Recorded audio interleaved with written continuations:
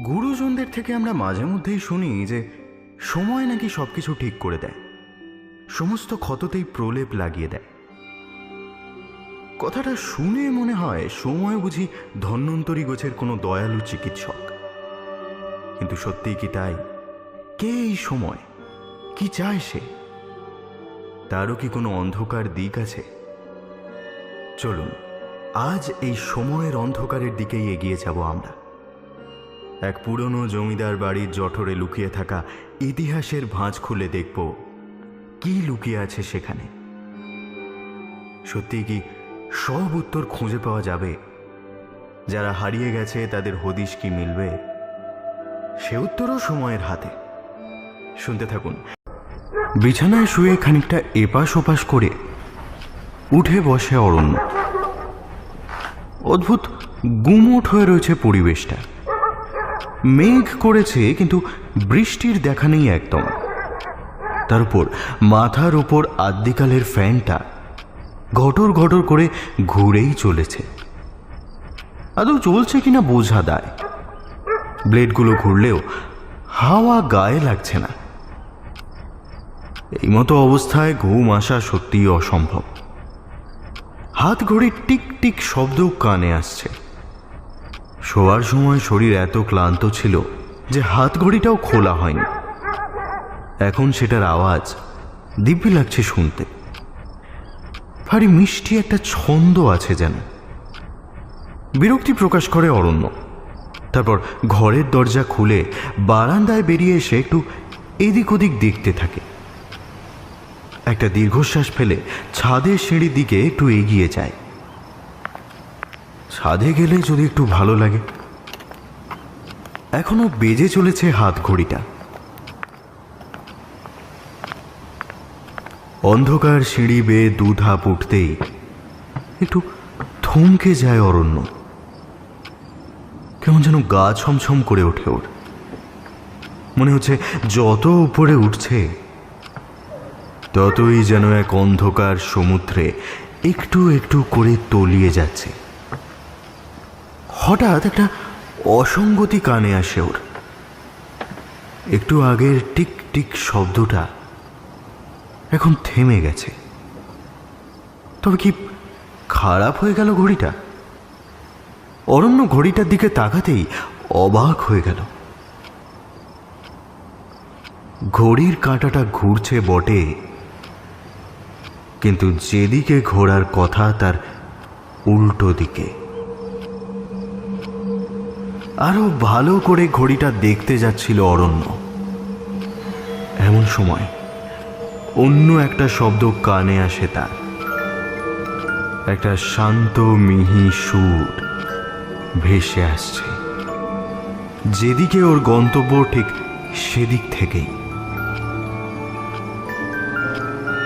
আর সেই শীতল মিঠে সুর ওকে হাতছানি দিয়ে ডাকছে। কৌতূহল নাকি সম্মোহন সে জানে না, তবে মন্ত্রমুগ্ধের মতো একটা একটা করে ধাপ পেয়ে এগিয়ে যায় অরণ্য। কয়েক মুহূর্তে হারিয়ে যায় ওই ঘন অন্ধকারের সমুদ্রে। বহু প্রাচীন এই জমিদার বাড়ি। নতুন রঙের প্রলেপ দিয়ে তাকে সাজিয়ে তুললেও ইতিহাস মুছে ফেলা যায় না। কেবল চাপা পড়ে থাকে ক্ষণিকের জন্য, ঘুমিয়ে থাকে সময়ের কবরে। সুযোগ পেলেই সে জানান দেয় তার অস্তিত্ব। অন্ধকারের ভেতর থেকে আবার ভেসে আসে অরণ্যের ঘড়ির আওয়াজ। যেন বহু দূরে হারিয়ে যাচ্ছে সেটা।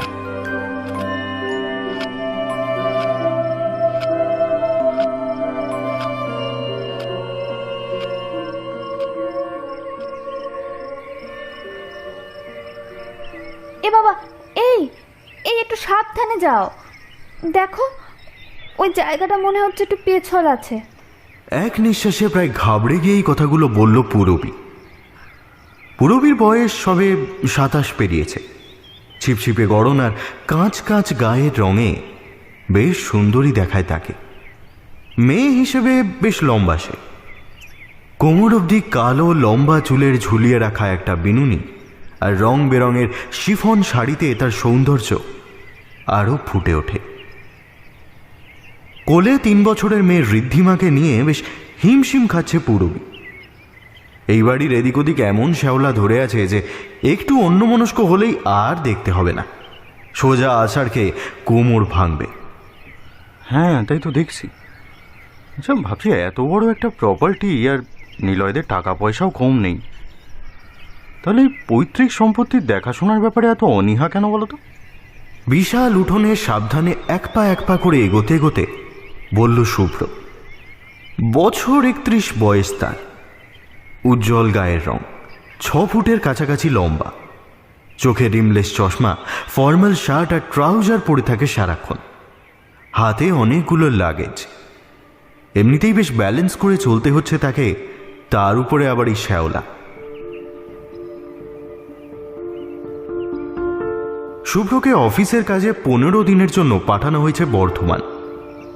এখানে পরিচিত সেরকম কেউ নেই ওদের, থাকার সমস্যা সেভাবে হতো না, যদিও হোটেল কিংবা বাড়ি ভাড়ার ব্যবস্থা হয়েই যেত। কিন্তু শুভ্র ছোটবেলার বন্ধু নিলয় শুভ্রর বর্ধমানে আসার কথাটা জেনেই ওকে প্রস্তাবটা দেয়।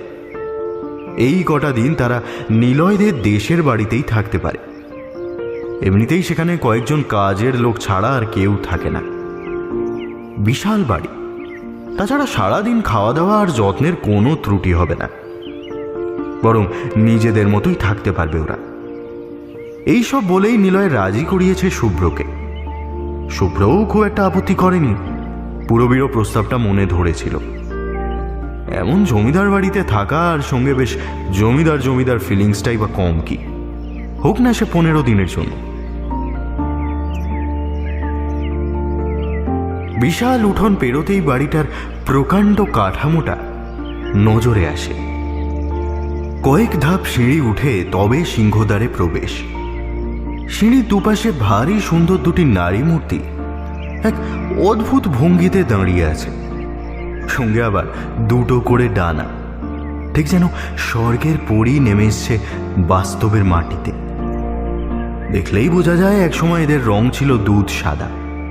এখন সময়ের পরিবর্তনে, আবহাওয়ার অত্যাচারে আর অযত্নে তাদের সেই রং আর নেই। কোথাও আবার খসে পড়েছে প্লাস্টার, অথচ তাদের পাহারাতেই স্বমহিমায় বিরাজমান প্রকাণ্ড এই প্রাসাদ।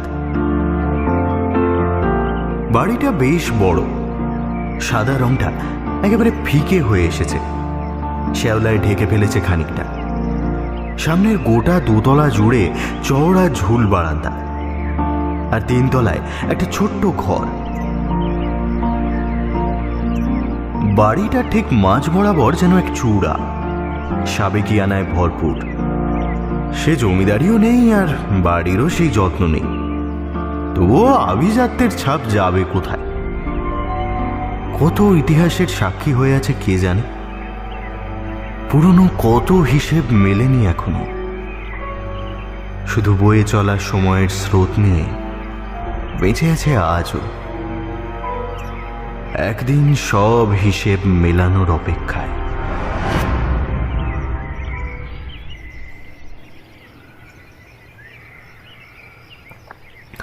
বলছি, তোমার এই বন্ধু নিলয়, ওদের মনে হচ্ছে এই বাড়ির প্রতি খুব একটা মায়া দয়া নেই, তাই না গো? চায়ের কাপে পরম তৃপ্তিসহ শেষ চুমুক দিয়ে উত্তর দেয় শুভ্র।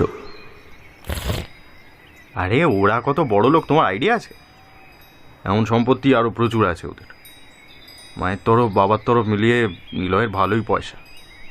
তবে দেখো, এখানে এসে যা বুঝলাম, দেখাশোনার জন্য তো টাকা দিয়ে লোক রেখেছে। তারা যদি দেখাশোনা না করে আর কি করবে? ফোনে কত সামলানো যায় বলো তো? নিজের চা শেষ করে বিছানাটা ছেড়ে জানলার কাছে গিয়ে দাঁড়ায়। একটা সিগারেট ধরাতেই যাচ্ছিল, অমনি মনে পড়ল বিছানায় শুয়ে ঘুমোচ্ছে ঋদ্ধিমা। যথারীতি ভালো ছেলের মতো সুরসুর করে আবার বিছানায় এসে বসল, আর চোখে একবার পূরবীর দিকে দেখে নিয়ে একটু গলা ঝেড়ে নিল।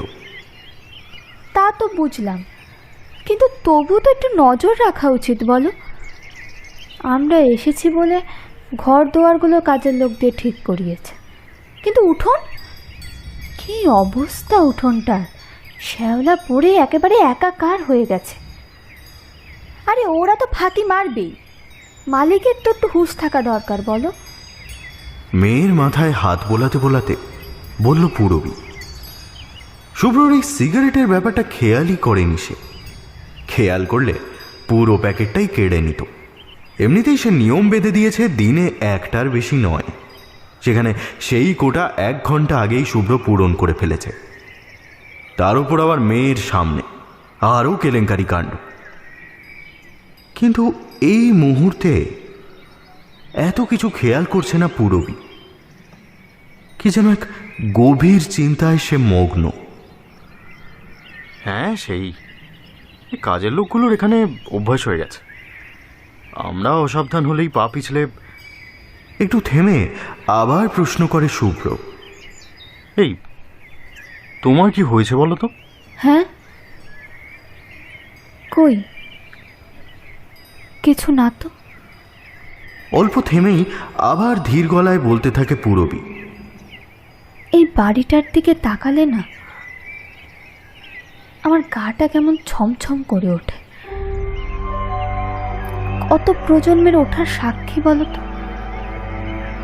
এই দেয়াল, কড়িকাঠ, লম্বা ঝুল বারান্দাটা, এমনকি বাড়ির প্রতিটা কোণা, কত জন্ম, কত মৃত্যু, কত ইতিহাস, তাই না? এই সব কিছুর অগণিত স্মৃতি বাড়িটা বহন করে যাচ্ছে। কথাগুলো বলেই একটা দীর্ঘশ্বাস ফেলে সে।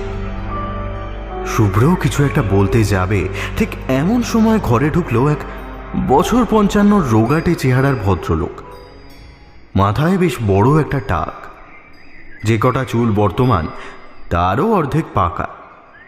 গায়ের রং তামাটে, গায়ে একটা ফ্যাকাশে হয়ে যাওয়া ঘিয়ে রঙের ফতুয়া আর সাদা পায়জামা। মুখে সারাক্ষণ একটা বিনয়ের হাসি লেগেই রয়েছে। এই হাসিটা দেখলেই মনে হয় বিনয় নামটা ওনার সার্থক। যদিও সকলে তাকে বিনু কাকা বলেই ডাকে। এ বাড়িতে বিনু কাকা ছাড়াও থাকে অতীন, বয়স 30-এর কাছাকাছি, ভালোই স্বাস্থ্যবান। এই বাড়িতে বিনু কাকার কাজ হলো রান্না করা, অতীনের কাজ বাজার করা আর বাড়ির পেছনের দিকের বাগানটা দেখাশোনা করা। বলছি যে রাতে কি খাবেন দাদাবাবু? এইটাই জানতে এসেছিলাম আর কি। আপনি যা রান্না করবেন কাকা, আমরা তাই খাবো। শুধু মেয়েটার জন্য যদি একটু গরম দুধ, ওইটা একটু ব্যবস্থা করা যাবে? এই সে আর বলতে, আমি তো অতীনকে কখন পাঠিয়ে দিয়েছি। এই তো ও দুধ নিয়ে এলো বলে। নিলয় দাদাবাবু বলে দিয়েছেন আপনাদের যত্ন আত্মীরে যেন কোনো কমতি না থাকে। সেসব ঠিক আছে কাকা, ওই উঠোনের শ্যাওলাগুলো শুধু।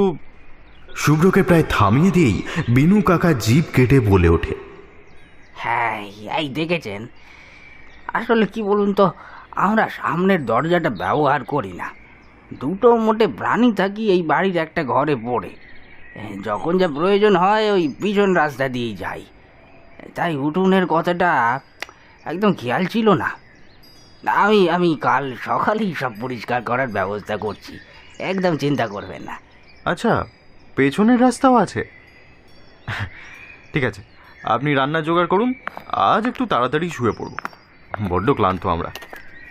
কথাটা বলতে বলতেই বাইরে বেরিয়ে আসে শুভ্র। একটা সিগারেট না হলে তার সত্যিই চলছে না। সারাদিনের জার্নিতে মাথাটা ধরে এসেছে। কে যেন ডাকছে পূরবীকে বহু দূর থেকে। অন্ধকারের ভিতর লুকিয়ে এক টানা ডেকে চলেছে। কোথায় যেন নিয়ে যেতে চায়, কি একটা দেখাতে চায়।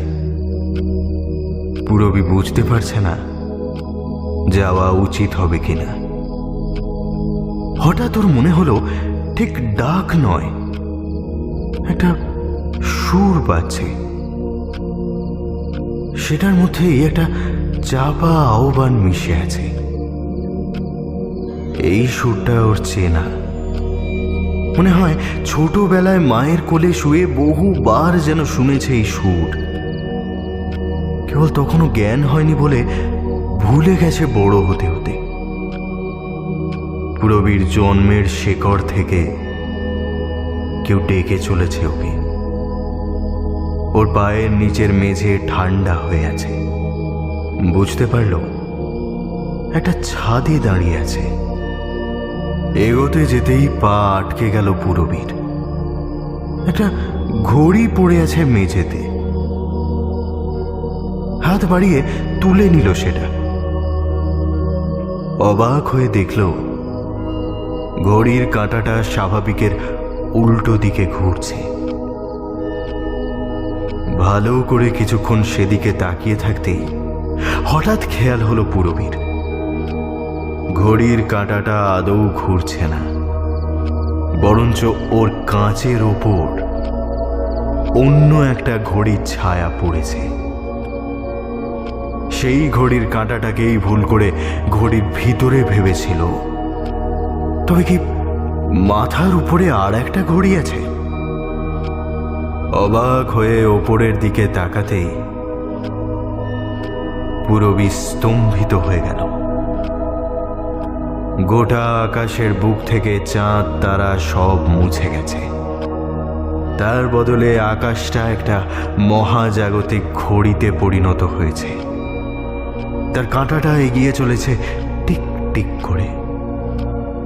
সেই চেনা সুরের তীব্রতা বেড়ে উঠল। একটা অজানা ভয়ে মিহি চিৎকার বেরিয়ে এলো পুরবীর মুখ থেকে। ভেঙে গেল ঘুমটা। ঘুম ভেঙেই উঁচু সিলিংয়ের কড়িকাঠের দিকে চোখ পড়ল পুরবীর। বহুকাল আগে এভাবেই হয়তো সকালের মিঠে রোদে ঘুম ভাঙত এ বাড়ির জমিদার কিন্নির। পালঙ্কের একপাশে জানলার ফাঁক দিয়ে এক চিলতে রোদ এসে পড়ত। ভাবতে বেশ লাগছে পুরবীর। এখন অনেক বছর পর সেই জমিদার বাড়ির ঘরে ঠিক যেন এক জমিদার গিন্নির মতোই সকালটা দেখছে সে। বিছানায় উঠে বসে পুরবী, পাশেই ঋদ্ধিমা আর শুভ্র অঘরে ঘুমোচ্ছে। এই ঘরটা দোতলায়, বেশ বড়, উঁচু সিলিং, দেওয়ালে একটা ঘড়ি লাগানো। সেটাও খুব বেশি পুরনো নয়। আর কোনো আসবাব নেই এই ঘরে। ঘরের জানলা দুটো পড়ে বাড়ির পেছন দিকে। এই ঘরটাই হয়তো গেস্ট রুম। বিছানা ছেড়ে আলতোভাবে পুরবী এসে দাঁড়ালো একটা জানলার সামনে। জানলাগুলো নিচ থেকে অনেকটা উপর অবধি উঠেছে। খোলা জানলা দিয়ে অনেক দূর পর্যন্ত দেখা যায়। এবারের পেছনে একটা বিশাল জমি পড়ে আছে। কয়েকটা সুপুরি, নারকেল আর আম গাছ আছে। সেখানেই ছোট্ট করে একটা বাগান তৈরি করা হয়েছে। এর ঠিক পরেই একটা পুকুর। গ্রামের কয়েকটা মেয়ে বউ এসেছে ওই ঘাটে। কেউ স্নান করছে, কেউ জল ভরছে। গ্রামের আকাশটাও একটু বেশি নীল, কি স্বচ্ছ। পুরবীর মনে ভিড় জমাতে থাকে ব্যস্ত কলকাতার ছবিগুলো। সেই সব থেকে কদিনের ছুটি। এইসব ভাবতে ভাবতেই কি একটা মনে পড়াতে একবার ঘড়ির দিকে তাকিয়ে নিল সে। সকাল 7:30 বাজে। অগোছালো শাড়িটাকে ঠিক করে লম্বা চুলটা হাতে গুটিয়ে একটা খোপা করতে করতে বেরিয়ে এলো ঘর থেকে। তারপর সিঁড়ি দিয়ে নেমে নিচের তলায় এসে পৌঁছালো। রান্নাঘর খোলাই আছে। বিনু কাকা সকলের জন্য চা বানাচ্ছে। কি কেমন ঘুম হলো দিদিমণি? পুরবীকে ভিতরে ঢুকতে দেখেই মুচকি হেসে প্রশ্ন করল বিনু কাকা। হ্যাঁ, বেশ ভালো। আপনাদের এই জায়গাটা না খুব সুন্দর। এখানকার হাওয়াও কিন্তু বেশ ভালো। 15 দিনেই দেখবেন কেমন স্বাস্থ্য হবে। মেয়ের জন্য দুধটা গরম করতে করতে পুরবী বলল, হবে না কাকা, আমি চিরকালই এমন রোগা। তারপর আবার থেমে জিজ্ঞেস করলো, আপনারা দুজনই শুধু থাকেন তো এখানে, আর কেউ থাকে না? হ্যাঁ, আমি আর অতীন থাকি। ওই যে ওদিকের ঘরটাতে দুজনে থাকি। দুটো মানুষ একটা ঘরেই দিব্যি চলে যায়। তবে আপনাদের ওই ঘর দোর মোছার জন্য একটা মেয়েকে ঠিক করা হয়েছে, রুমকি। এই গ্রামেরই মেয়ে, বড় ভালো মেয়ে। এই 8টা বাজলেই চলে আসবে। ও এ কদিন এই বাড়িতে থাকবে, মানে আপনারা যে কদিন থাকবেন আর কি। সারাদিন সব কাজ আপনার হাতে হাতেই করে দেবে। ও ওই আমাদের পাশের ঘরটায় থাকবে। বিনু কাকা চায়ের কাপ দুটো ট্রেতে সাজিয়ে রাখলো। ওটা আমায় দিন কাকা, আমিই নিয়ে যাচ্ছি। পরীর খাবারটাও তো নিয়ে যাব। বিনু কাকার হাত থেকে ট্রেটা নিয়ে রান্নাঘর থেকে বেরিয়ে এলো পুরবী। ঋদ্ধিমার ডাক নাম পরী। 3 বছরের মিষ্টি মেয়েটা সত্যিই পরীর মতোই দেখতে। সিঁড়ি দিয়ে ওঠার আগেই পুরবী দেখতে পেল উঠোনটা। শ্যাওলার স্তর সরে গিয়ে আসল রূপটা বেরিয়ে এসেছে। বিকেল গড়িয়ে সন্ধ্যের দিকে প্রায়। অতীনকে নিয়ে শুভ্র গেছে একটু বাজারের দিকে। বিনু কাকা সন্ধ্যের জলখাবার বানাতে ব্যস্ত। তোমাদের কলকাতাটা খুব ঝাঁ চকচকে নয় গো দিদি? ঋদ্ধিমার সাথে খেলতে খেলতে প্রশ্ন করে বছর 22-এর মেয়েটা। মুখটা ভারী মিষ্টি, দেখলেই বোঝা যায় ভীষণ সহজ সরল। রোগা ছিপছিপে শরীর নিয়ে দৌড়ে ঝাঁপিয়ে সব কাজ পুরবীর হাতে হাতে করে দিয়েছে। এদিকে ঋদ্ধিমার সাথেও বেশ ভাব জমেছে তার। সারা বিকেল ঋদ্ধিমা এবাড়ির উঠোন জুড়ে ছুটে বেরিয়েছে, আর পেছন পেছন দৌড় করিয়েছে রুমকিকেও। ঝাঁ চকচকে? তা যা বলেছ, কিন্তু এই ঝাঁ চকচকে শহরে এমন শান্তি নেই গো, যেমনটা তোমাদের এই গ্রামে আছে। হ্যাঁ, তবে বলতে পারো অনেক সুযোগ সুবিধা আছে। মানুষ সারাক্ষণ ওই সুযোগ সুবিধার পেছনেই দৌড়ে বেড়াচ্ছে, কিন্তু ওই চাকচিক্যের আড়ালে আছে কিছু ক্লান্ত মুখ। কি সব যে বললে দিদি, আমি চাই বুঝতেই পারলুম না। তবে হ্যাঁ, এটুকু বুঝলুম তোমার এই গ্রামখানা বেশ লেগেছে। একদম ঠিক বুঝেছ মেয়ে, তোমাদের এই গ্রামখানা আমার কিন্তু দারুণ লেগেছে। শুধু গ্রাম, তোমাদের এই জমিদার বাড়িটা আমার সব থেকে বেশি ভালো লেগেছে। জানো তো, ছোটবেলায় বন্ধুদের সাথে কত কুমিটাঙ্গা খেলতুম ওই উঠোনে। তখন আমার বছর 7 বয়স হবে। তারপর এই এলুম এ বাড়িতে। কথাটা বলেই রুমকির হাসিটা কেমন ফিকে হয়ে এলো। ব্যাপারটা পুরবীর চোখ এড়ালো না। দূর থেকে ভেসে আসছে শাঁখের শব্দ। সন্ধে দিচ্ছে কেউ, হয়তো কোনো গৃহবধূ সুন্দর করে প্রদীপ জ্বালাচ্ছে তুলসী মঞ্চে। গ্রামে কেমন ঝুপ করে সন্ধে নেমে আসে, আর সেই হঠাৎ করে নেমে আসা সন্ধ্যের জানান দিয়ে যায় চারিদিক পবিত্র করে তোলা শঙ্খধ্বনি। আচ্ছা, এই বাড়িতে কোনো ঠাকুর ঘর নেই? এককালে ছিল তো, এই দোতলা শেষ প্রান্তের ঘরটায়। এ বাড়ির লোকজন কেউ এখন থাকে না বলেই ও ঘরে আর পুজো হয় না। আমি তো... কথাটা শেষ করতে পারল না রুমকি। তার আগেই ঘরে ঢুকে এলো বিনু কাকা। তারপর খাবারগুলো টেবিলে রেখে পুরবীর দিকে একটা তীক্ষ্ণ দৃষ্টি রেখে বলল, এখন আমি আমাদের ঘরেই রোজ সন্ধে ঠাকুরের ছবিতে ধূপ দেখাই। অনেক ছোটবেলায় এসেছে, অনেকদিন আসে না তো, এই বাড়ি সম্বন্ধে বেশি কিছু জানে না। আচ্ছা, তুমি বললে সেই 7 বছর আগে এই বাড়িতে এসেছিলে, তারপর আর আসোনি কেন? পুরবী একটু কৌতূহল দেখায়। ও বাবা, সেটাই তো বলতে যাচ্ছিলুম গো। এ বাড়িতে জানো তো, হ্যাঁ, ও ও তখন বাচ্চা মানুষ, ওর কিছুই মনে নেই। বাচ্চা ফেলার সব আজগুবি গল্প শোনাবে আপনাকে। তার চেয়ে বরং তাড়াতাড়ি খেয়ে নিন তো খাবারটা। গরম গরম লুচি, দেরি করলে ঠান্ডা হয়ে যাবে কিন্তু। বিনু কাকার ঠোঁটের কোণে সেই বিনয়ের হাসিটা আবার ঝুলছে।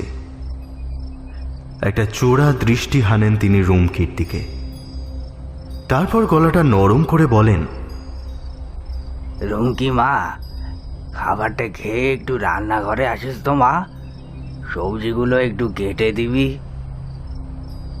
পুরবীর মনে হলো কিছু একটা কারণে রুমকিকে এখান থেকে সরিয়ে নিয়ে যেতে চাইছেন বিনু কাকা। কথাটা বলে তিনি ঘর থেকে বেরিয়ে যান। খাবারের প্লেটগুলো যে যার হাতে নিয়ে খেতে শুরু করল। রীতিমা নিজের মনে পুতুল নিয়ে খেলে যাচ্ছে।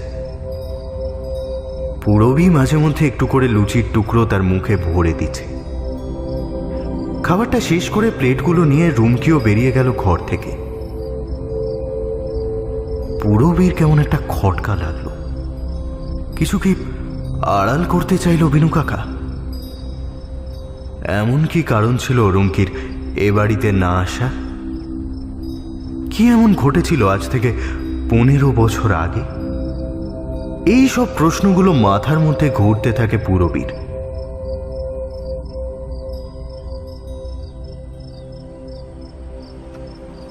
কি গো, কেমন কাটালে সন্ধেটা? পেছন থেকে শুভ্রর গলা শুনে একটু চমকে গেল পুরবী। ও যে কখন পেছনে এসে দাঁড়িয়েছে খেয়াল করেনি সে। হ্যাঁ, তুমি কখন এলে? শুভ্রর দিকে ফিরে তাকায় সে। এই তো এইমাত্র। আর সেই দেখি আমার বউ গভীর চিন্তায় মগ্ন। কি এত ভাবছো বলো তো? ঋদ্ধিমাকে কোলে তুলে নিয়ে পুরবীর পাশে বসে শুভ্র। শুভ্রকে এই মুহূর্তে কিছু বলাটা হয়তো ঠিক হবে না, কারণ আদৌ তেমন কিছু সন্দেহজনক আছে কিনা তাও তো আগে দেখতে হবে। মুখে একটা আলগা হাসি এনে পুরবী বলে, ভাবছিলাম তুমি এখান থেকে যাবে কি করে অফিসে? বাস রুটটা জেনে নিয়েছো? না না, সেসবের দরকার হবে না। এখানকার অফিস থেকে একটু আগেই ফোন করেছিল। এরা একটা গাড়ির ব্যবস্থা করেছে। কাল সকাল ঠিক 9:30 গাড়ি এসে যাবে। আমি অ্যাড্রেসটা দিয়ে দিয়েছি। রাত্রিবেলা সবাই যখন ঘুমিয়ে পড়েছে, পুরবীর চোখ দুটো তখন সজাগ প্রহরীর মতো জেগে রয়েছে। মাথার মধ্যে চিন্তা ভাবনাগুলো যেন ছোটাছুটি লাগিয়ে দিয়েছে। কি এমন হয়েছিল এই বাড়িতে? কি আছে এখানে? চিরকালীন জমিদার বাড়ির ভূতের কাহিনীর মতো এ বাড়িতেও কি ভূত আছে? না না, সে কি করে হয়? পুরবীর মন বলছে এই বাড়িতে ভূত নেই, আছে অন্য কিছু। কি হতে পারে? প্রাচীনকাল থেকে বয়ে আসা কোনো অভিশাপ, বা এমন কিছু যা এর আগে কেউ কোনোদিন শোনেনি, এমন কিছু যা পুরবী কল্পনাও করতে পারবে না। বিনু কাকার কথা বলার ধরনটাও কেমন অদ্ভুত ঠেকল। কে জানে কি এমন ইতিহাস লুকিয়ে রেখেছে এই বিশাল বাড়িটা নিজের মধ্যে। সব কিছু কেমন ঘেঁটে যাচ্ছে পুরবীর।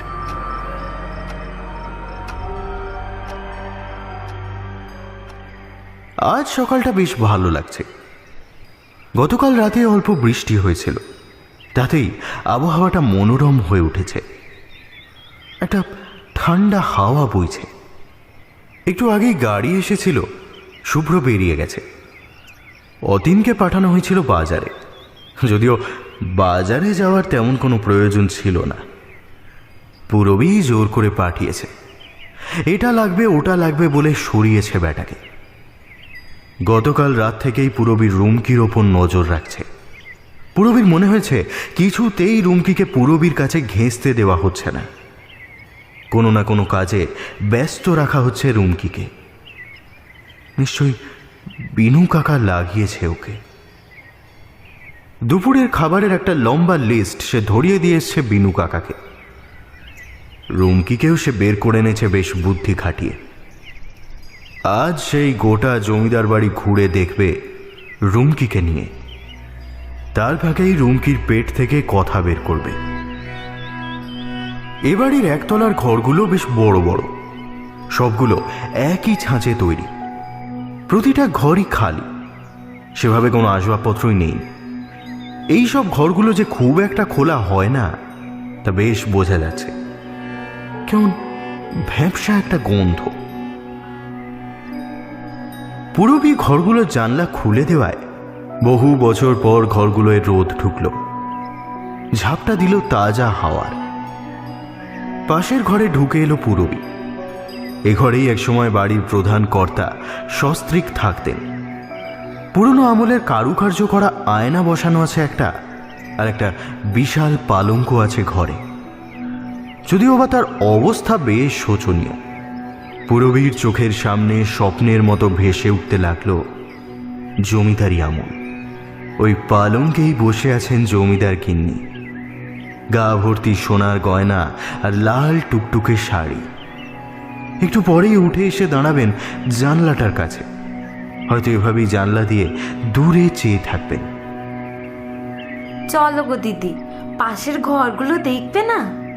ঋদ্ধিমার দুহাত চেপে ধরে পুরবীর দিকে তাকিয়ে রুমকি প্রশ্ন করে। ঋদ্ধিমা খালি ছোটাছুটি করছে। চলো। রুমকির কথায় চটক ভাঙল পুরবীর। কল্পনার মেঘ থেকে সোজা বাস্তবের মাটিতে এসে পড়ল। বাকি ঘরগুলো দেখে ওরা এলো পুরনো ঠাকুর ঘরে। এখানে আগে যে ঘটা করে পুজো আচ্চা হতো তার ছাপ রয়ে গেছে। পুরবী জানে এইটাই সুযোগ। রুমকি ঠাকুর দেবতায় বিশ্বাসী। এই ঘরে এসে কিছুতেই মিথ্যে বলতে পারবে না। শুধু এমনভাবে ওকে চেপে ধরতে হবে যাতে ঠাকুর ঘরে দাঁড়িয়ে আছে বলে সব কথা গড়গড় করে বলে দেয়। জানো রুমকি, আমার মা বলে ঠাকুর স্থান নাকি সব থেকে বেশি পবিত্র। এখানে মন খুলে তোমার সব সমস্যার কথা তুমি বলতে পারবে। পুরবী পাক্কা দাবাড়ুর মতো তার প্রথম চাল দিল। হ্যাঁ গো দিদি, একদম ঠিক। আমি তো মন খারাপ হলে ঠাকুরের সামনে গিয়ে আমার সব কষ্টের কথা বলে ফেলি। আর এটাও জানো নিশ্চয়ই, এখানে দাঁড়িয়ে কখনো মিথ্যে বলা যায় না। পুরবীর মুখে যেন এক মায়াবী হাসি ফুটে ওঠে। মোক্ষম চালটা সে চেলেই ফেলেছে। ব্যাস, এই টোপটা রুমকি গিলে ফেললেই চেকমেট। হ্যাঁ তাই তো, ঠাকুরের জায়গায় বুঝি কেউ মিথ্যে কথা বলে? রুমকি একবার কপালে ডান হাতের তর্জনী ঠেকিয়ে প্রণাম করে নিল। পুরবীর ঠোঁটের কোণে অদ্ভুত এক জয়ের হাসি ফুটে উঠেছে। রুমকির একটা হাত চেপে ধরে এসে ফিস ফিস করে বলে, তাহলে সত্যি করে বলো তো, এমন কি হয়েছিল 15 বছর আগে? কেন এই বাড়িতে তোমার বাবা তোমাকে আসতে বারণ করে? কি লুকাচ্ছ তুমি আমার কাছ থেকে? সত্যি বলবে কিন্তু। তুমি কিন্তু এখন ঠাকুর ঘরেই দাঁড়িয়ে আছো। থতমত খেয়ে যায় রুমকি। একটা ঢোক গিলে সে বলে ওঠে, আমি আমি বলতে পারবো না দিদি। তো তোমাদের খুব বিপদ হয়ে যাবে তাহলে। আমাদের বিপদ? রুমকির হাতটা অজান্তেই ছেড়ে দেয় পুরবী। আমাদের কি বিপদ হবে? আমাকে বিনু কাকা বলেছে দিদি, ও কথা জানলে তোমাদেরও বিপদ হবে, যেমন 15 বছর আগে হয়েছিল। 15 বছর আগে কি হয়েছিল রুমকি? একটু উঁচু গলাতেই প্রশ্নটা করেছিল পুরবী। রুমকির ভীরু মুখের দিকে চেয়ে নিজেকে সামলে নিল। বুঝল একে অন্যভাবে ভোলাতে হবে। একটু মাথা ঠান্ডা করে বলল, আচ্ছা ছাড়ো, আমরা বরং একটু ছাদেই ঘুরে আসি। এত বড় বাড়ি, ছাদটা কত সুন্দর হবে বলো। আমার তো ছাদটা দেখতে খুব ইচ্ছে করছে। ছাদে? না না, ছাদে কি যাব? ওখানে যাওয়া বারণ। ছাদে কেউ যায় না এ বাড়িতে দিদি। আঁতকে ওঠে রুমকি, মুখে ভয়ের ছাপ স্পষ্ট। কেন? ছাদে গেলে আবার কি হবে? পুরবী বুঝতে পারে অজান্তেই সে ঠিক পথটা ধরে ফেলেছে। তার মানে ছাদেই কিছু গন্ডগোল। আরে ওখানেই তো যত বিপদ। তুমি জানো না দিদি, তুমি জানো না। বিড়বিড় করতে থাকে রুমকি। আরে বাবা, আমি তো সেটাই জানতে চাইছি, বলো আমায়, না হলে কিন্তু আমি এক্ষুনি ছাদে চলে যাব। পুরবী বিলক্ষণ জানে মানুষ রেগে গেলে আর ভয় পেলে ঠিক সত্যি কথা বলে দেয়। ওহ দিদি, তুমি কেন বুঝছো না? ওখানেই তো ওই জাদুঘরটা আছে। কথাটা বলেই নিজের মুখে দুহাত চেপে ধরে রুমকি। পুরবীর ভুরু কুঁচকে গেছে। কি জাদুঘর? এ বাড়িতে কেউ জাদু দেখাতো বুঝি? রুমকির সমস্ত উত্তেজনা জল হয়ে গেছে। একটা দীর্ঘশ্বাস ফেলে সে, তারপর মুখ তুলে পুরবীর দিকে তাকিয়ে বলে, আমার থেকে সেই বলিয়ে চাললে দিদি। না, এ বাড়িতে কেউ জাদু দেখাতো না, বরং উপরের ওই ঘরে এমন কিছু আছে যা জাদু জানে, বা হয়তো এমন কেউ আছে যে জাদু জানে। আমি ওখানে কখনো যাইনি, বলা ভালো যেতে দেওয়া হয়নি, কারণ আজ পর্যন্ত ও ঘরে যারা গেছে তারা সবাই আর কখনো ফেরেনি গো, হারিয়ে গেছে তারা। এত অবধি বলে সে বারান্দার কাছে গিয়ে একটু ঝুঁকে দেখে নিল, তারপর ফিরে এসে বলল, অতীনদা ফিরে এসেছে দিদি, চলো আমরা বরং পেছনের বাগানে যাই। পুরবী কেমন যেন থমকে গেছিল। মনে মনে ভাবতে থাকে সে, হারিয়ে গেছে মানে? কেউ ফেরেনি আর, তাও একটা ঘর থেকে? তবে কি মারা গেছিল তারা? না, তা তো বলছে না রুমকি। ও তো বলছে তারা হারিয়ে গেছে। কোথায় হারিয়ে গেছে? একটা বাড়ির 3 তলার ছাদের ঘরে গেলে মানুষ হারিয়ে কি করে যায়?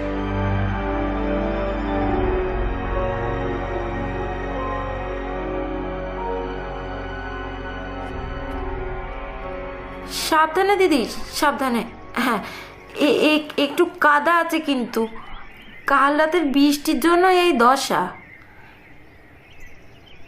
বাড়ির পেছন দিকের বাগানে এসে হাঁটতে হাঁটতে রুমকি বলল, পুরবীকে এখনো বড্ড অন্যমনস্ক দেখাচ্ছে।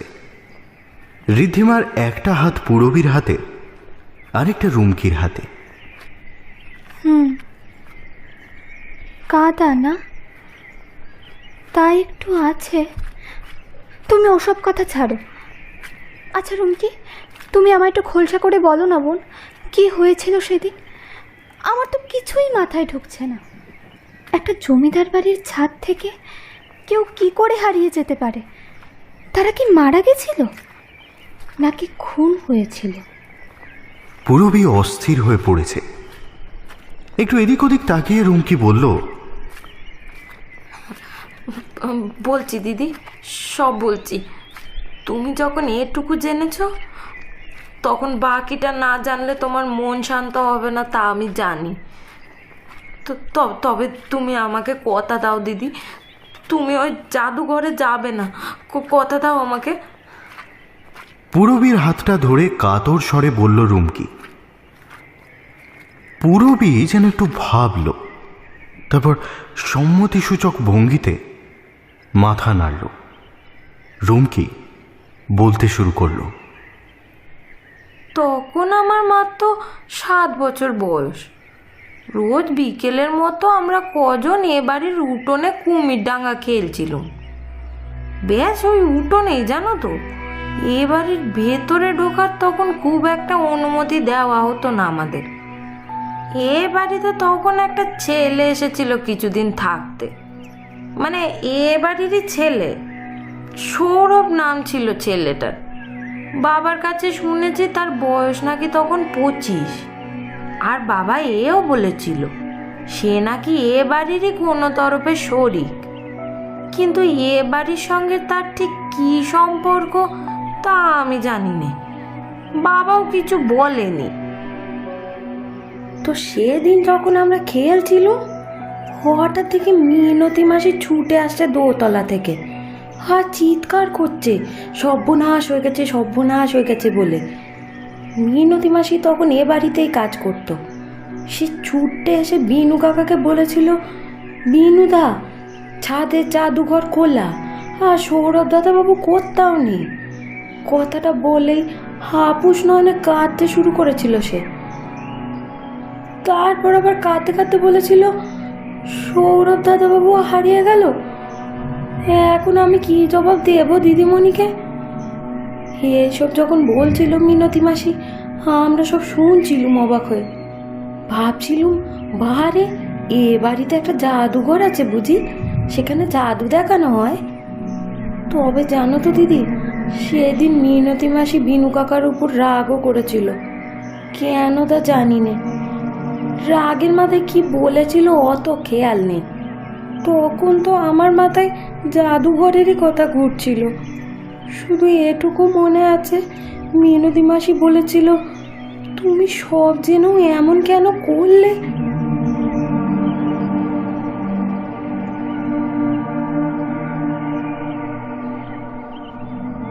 এত অবধি বলেই একটু থামলো রুমকি।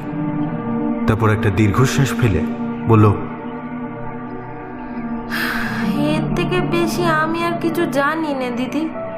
সেদিন বাড়ি ফিরে বাবাকে যখন বলেছিলাম ওই কথাটা, বাবা বলেছিল আবার ও বাড়িতে ওসব শুরু হয়েছে। আমি জিজ্ঞাসা করেছিলাম যে জাদুঘরটা কি। বাবা বলেছিল ও ঘরে নাকি এমন কিছু আছে যার জন্য সবাই হারিয়ে যায়, এই দুনিয়া ছেড়ে অন্য দুনিয়ায় চলে যায়।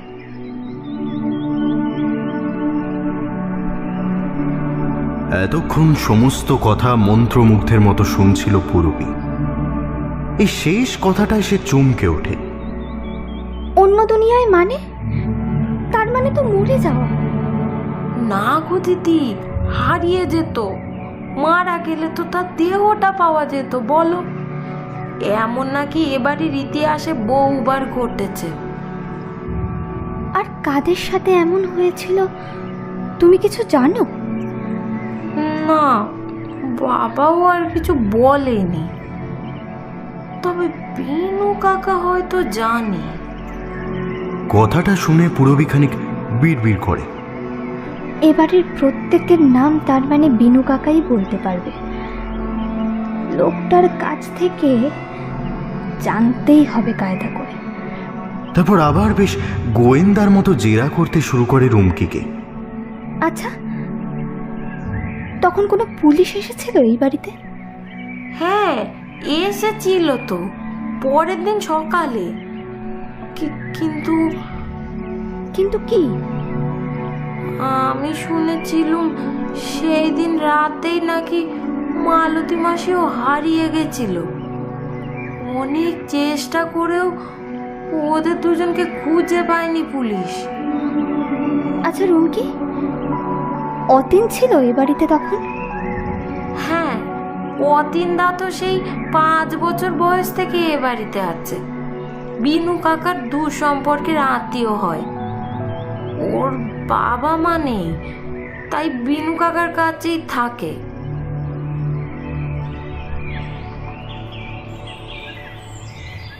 পূরবীর মাথায় সব এমনিতেই ঘোঁট পাকিয়ে যাচ্ছিল। অনেকগুলো সুতো যেন এদিক ওদিক ছড়িয়ে আছে, সেগুলো ধরে এগোলে শুধু এক জায়গাতেই পৌঁছানো যাবে। এমন সময় হঠাৎ পূরবীর চোখ পড়ল সামনেই একটা ভগ্নপ্রায় শিব মন্দিরের ওপর। কথা বলতে বলতে কখন যে ওরা পুকুরটা পেরিয়ে এসেছে বুঝতে পারেনি। পুকুর পেরিয়েই সেই মন্দির। এটা সেদিন দোতলার ঘরের জানলা দিয়ে দেখতে পায়নি পূরবী, গাছের আড়ালে ঢেকে গেছিল। এই মন্দিরটা এ বাড়ির নাকি? হ্যাঁ গো, ওই মন্দির পুকুর সব এবারের এলাকার মধ্যেই পড়ে। ওই যে উঁচু জায়গাটা দেখছো, ওখান পর্যন্ত এবারের অংশ। একটু দূরেই একটা উঁচু জমির অংশের দিকে আঙুল দেখায় রুমকি। আশ্চর্য তো, এই বাড়িতে শিব মন্দির ছিল, অথচ মন্দিরে পুজো হতো না।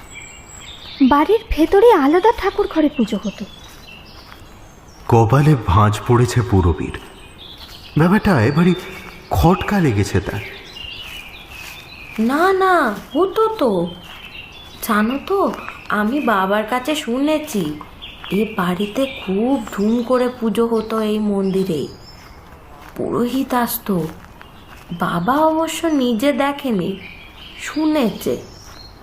তো এই বাড়ির কোনো পূর্বপুরুষ বিদেশে গেছিল, তার এক বিদেশি বন্ধু এ বাড়িতে একটা উপহার পাঠিয়েছিল। সেই উপহার কানা পাঠানোর পরেই এ বাড়ির পুরোহিত নাকি পুজো করতে চায়নি আর। তখনই এই বাড়ির গিন্নির কান্নাকাটিতে বাড়িতেই ঠাকুর ঘর হয়। কারণ এই বংশের সবাই খুব ঠাকুর ভক্ত ছিলেন, তাই ঠাকুরের পুজো হবে না এটা ভাবতেই পারত না। তবে সে উপহার যে কী ছিল তা বাবাও জানতো না, কারণ এ ঘটনা নাকি স্বাধীনতারও আগের। তবে বাবা এইসব শুনেছিল বিনু কাকার কাছ থেকে। বিনু কাকা এ বাড়িতে কাজ করতে এসে সব জানতে পেরেছিল। বাবা আর বিনু কাকা বন্ধু ছিল। কি অদ্ভুত ব্যাপার! এমন কি উপহার এসেছিল যে বাড়ির পুরোহিত পুজো করতে না করে দিয়েছে? যত ভাবছে জট খুলবে, তত আরো নতুন সুতো জট পাকিয়ে যাচ্ছে। আচ্ছা রুমকি, তোমার বাবার সাথে একবার কথা বলা যাবে? একবার ব্যবস্থা করে দাও না প্লিজ। কথাগুলো বলতে বলতেই পুরবী শিব মন্দিরের দিক থেকে চোখ ফেরায় রুমকির দিকে। আর তখনই খেয়াল হয় রুমকির চোখের কোণায় চিকচিক করা কয়েক ফোঁটা অশ্রুবিন্দু। লাভ নেই গো দিদি, বাবা কথা বলতে পারে না এখন আর, শয্যাশায়ী। তাই তো আমার এই দশা গো, কাজ করতে হচ্ছে। নইলে কি আর এ বাড়িতে আসতে দিত বাবা? বাবা তো কিছু বোঝেই না, ফ্যাল ফ্যাল করে চেয়ে থাকে কেবল। কথাটা বলেই রুমকি চোখ নামিয়ে ফেলে। ওর চোখ থেকে গড়িয়ে পড়া বড় বড় ফোঁটাগুলো সদ্য শুকিয়ে যাওয়া ঘাসগুলোকে আবার ভিজিয়ে দিচ্ছে। দুপুরে ভালো করে খেতে পারছে না দেখে বিনু কাকা পুরবীর দিকে তাকিয়ে প্রশ্ন করে, কি হলো গো দিদিমণি? তোমার মনের মতো সব রাঁধলাম, তুমি যে কিছুই খাচ্ছ না। শরীর খারাপ নাকি? হাতটা ভাতের থালায় নাড়াচাড়া করতে করতে পুরবী বলল, কিছু না কাকা, ওই একটু মন খারাপ, বাড়ির কথা খুব মনে পড়ছে। আজ রাতে জেগে জেগে পুরবী কয়েকটা হিসেব করে ফেলেছে। শুভ্র অফিস থেকে ফিরতেই ওর কাছ থেকে একটা পেপার আর পেন নিয়ে রেখেছে সে। সারাদিনের ক্লান্তির পর শুভ্র এখন ঘুমে আচ্ছন্ন, আর ঋদ্ধিমাও সারাদিন দুষ্টুমি করে যথেষ্ট ক্লান্ত, তাই সেও শুভ্রর পাশে অঘরে ঘুমোচ্ছে। এই সারা বাড়িতে জেগে আছে শুধু একজন, পুরবী। খাতার পাতায় কয়েকটা জিনিস লিখে ফেলেছে সে। এক, এ বাড়িতে এমন একটা ঘর আছে যাকে জাদুঘর বলা হয়, কারণ সেখানে গেলে নাকি মানুষ হারিয়ে যায় অন্য জগতে। দুই, এ বাড়ির এক ছেলে 15 বছর আগে ওই ঘরে গিয়েই হারিয়ে যায়। সেদিন রাতেই মিনতি মাসিও হারিয়ে যায়। শুধু তারাই নয়, তার আগেও নাকি হারিয়ে গেছে এ বাড়ির অনেকে। 3, বহু বছর আগে এ বাড়িতে মন্দিরে পুজো হতো, কিন্তু বিদেশ থেকে এমন কোনো উপহার আসে যার পরে সেই পুরোহিত এ বাড়িতে পুজো করা ছেড়ে দেয়। 4, বিনু কাকা বলেছে রুমকিকে আমাদের কিছু না জানাতে। ওই পাতারি উল্টো দিকে পুরবী আরও কিছু লিখে রাখে, কয়েকটা প্রশ্ন। 1, ওই জাদুঘরে এমন কি আছে? 2, বিনু কাকা কি সব জানে? 3, নিলয় ছাড়া এ বাড়ির আর কোনো শরিক নেই কেন? 4, যে হারিয়ে গেছিল 15 বছর আগে সেই বাড়ির কে হয়? 5, কেন মিনতি মাসি রেগে গিয়েছিল বিনু কাকার উপর? 6, কি উপহার এসেছিল বিদেশ থেকে? 7, এই ঘটনাগুলোর সাথে কি সেই উপহারের যোগ আছে? 8, সেই উপহার কি এখনো এ বাড়িতেই আছে? পুরবীর মন বলছে এছাড়াও এমন অনেক কিছু আছে যা এখনো সামনেই আসেনি।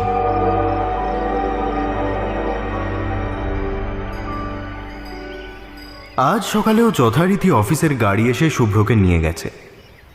পুরবী স্নান সেরে দোতলা সিঁড়ি দিয়ে উপরে উঠতে যাবে এমন সময় রান্নাঘর থেকে ভেসে এলো ফিসফিসানি শব্দ। থমকে দাঁড়িয়ে যায় পুরবী, তারপর ধীরে ধীরে পা টিপে টিপে উপস্থিত হয় রান্নাঘরের জানলাটার পাশে। শোনা যাচ্ছে কেউ যেন চাপা হিস হিসে গলায় বলছে, রুমকিকে আমি বুঝিয়েছি, ও কিছু বলবে না। তুই দেখিস কোনোভাবে যেন ছাড়ে না যায়, সারাদিন নজর রাখবি। গলাটা পুরবীর চেনা, বিনু কাকা। তার মানে অতীন এখন থেকে সজাগ পাহারাদারের মতো পুরবীর সমস্ত গতিবিধির উপর নজর রাখবে। পুরবীর কেমন যেন মনটা অস্থির লাগে, রাগও হলো ভীষণ, কিন্তু চুপ করে থাকতে হবে আপাতত। হাতের ভিজে জামা কাপড়গুলো বারান্দায় মেলে দিয়ে ঘরে ঢুকে এলো পুরবী। রুমকি ঋদ্ধিমার সাথে খেলনা পাটি খেলছে। পুরবীকে আসতে দেখেই রুমকি ওর দিকে হাসি মুখে তাকায়। পুরবীও অল্প হাসে, কিন্তু মনের মধ্যে তার এখন অনেক রকমের অনুভূতি। কিছুতেই মনটাকে শান্ত করতে পারছে না।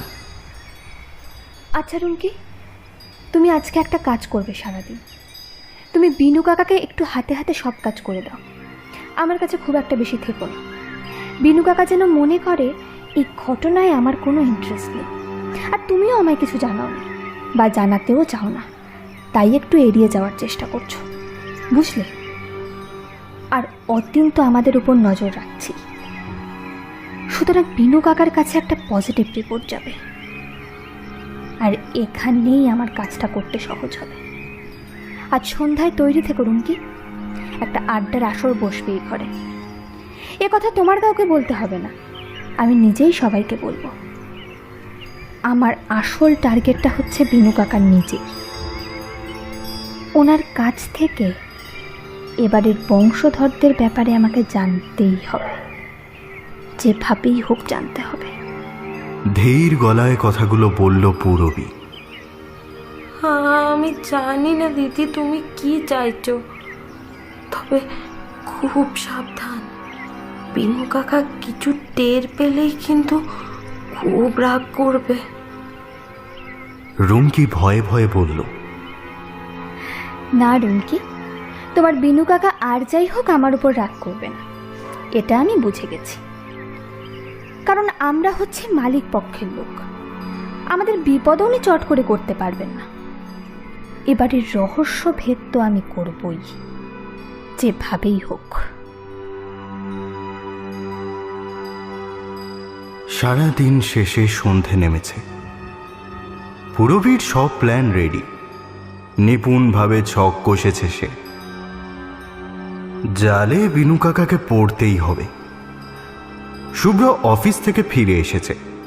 পুরবী বিনু কাকা আর অতীনকে শুভ্রর কাছে পাঠালো এই বলে যে শুভ্রর আজ তাস খেলতে মন করেছে, আর পুরবী রুমকি মিলে রান্নাঘরে সবার জন্য গরম গরম চা আর পকোড়া বানিয়ে নেবে এবং তারপর সকলে বসে একসাথে আড্ডা দেবে। এই রকম কথায় সে বাকিদের রাজি করিয়ে উপরে পাঠিয়েছে শুভ্রর ঘরে। এদিকে রুমকি আর পূরবী সকলের জন্য চা পকোড়া বানাচ্ছে।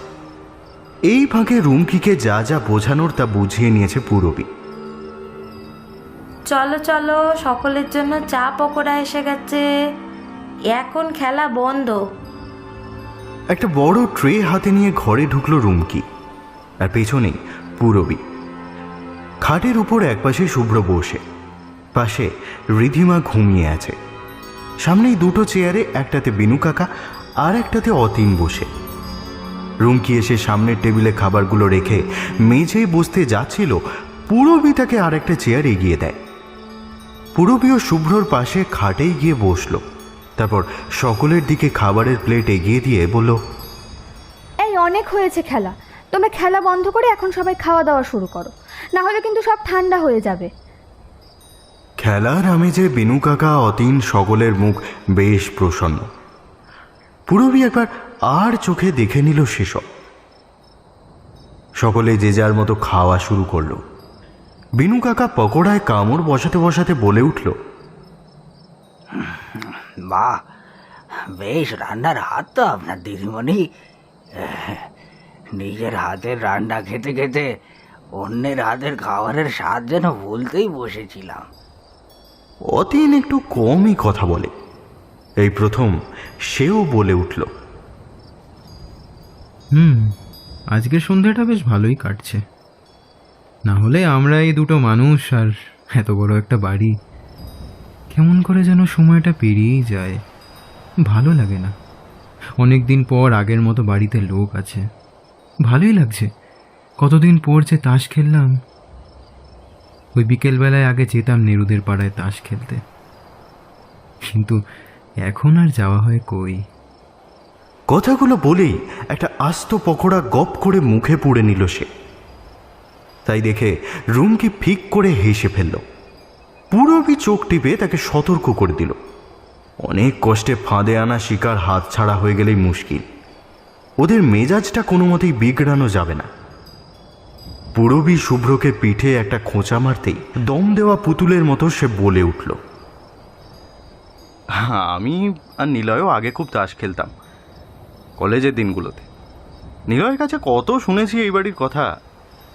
নিলয় বলতো অনেক ছোটবেলায় নাকি ও আসতো, বড়বেলায়ও কয়েকবার এসেছিল।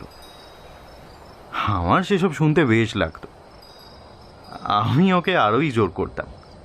জমিদার বাড়ির কথা শুনতে কার না ভালো লাগে বলুন। এই তো এখানে আসার আগেও বলে দিয়েছে, ওখানে গিয়ে তোর যা জানার এক কাকার কাছে জেনে নিবি। বলতো আমি যা জানি না তা ওই কাকা জানে। এখন বুঝলাম ও আপনারই কথা বলতো। আজ শোনান না কাকা এ বাড়ির কিছু কথা, বেশ আড্ডা হবে খানিকক্ষণ।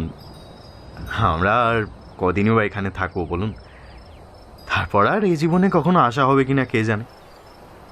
পূরবীর শেখানো কথাগুলো ঠিকঠাক বলতে পেরে হাঁপ ছাড়ল শুভ্র। হ্যাঁ কাকা, প্লিজ বলুন না এই বাড়ির কথা।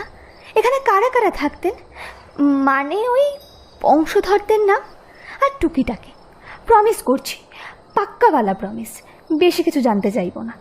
কিন্তু কিন্তু আমার না বেশ ভালো লাগে জমিদার বাড়ির ইতিহাস শুনতে, তাদের কাহিনী, তাদের বাড়ির ইতিহাস। বলুন না কাকা, প্লিজ, না করবেন না। পূরবী বেশ আবদারের সুরেই বলল, হ্যাঁ বলো না গো, আমিও তো কারোর নাম জানি নে। এত বছর এখানে আছি, তাও কখনো কোনো গল্প শুনিনি। বিনু কাকা খানিকক্ষণ ভেবে নিয়ে তারপর বললেন, বেশ, তবে আমি বেশি কিছু জানি না।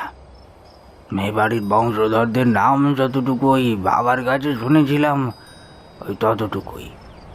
কেমন? পূরবীর মুখে এক অদ্ভুত হাসি ফুটে উঠেছে। সে বুঝেছে পাখি ফাঁদে পা দিয়েছে। গরম চায়ে চুমুক দিয়ে বিনু কাকা বলতে শুরু করলেন তার গল্প। এই জমিদার বাড়ি তথা রায় বাড়ির গল্প।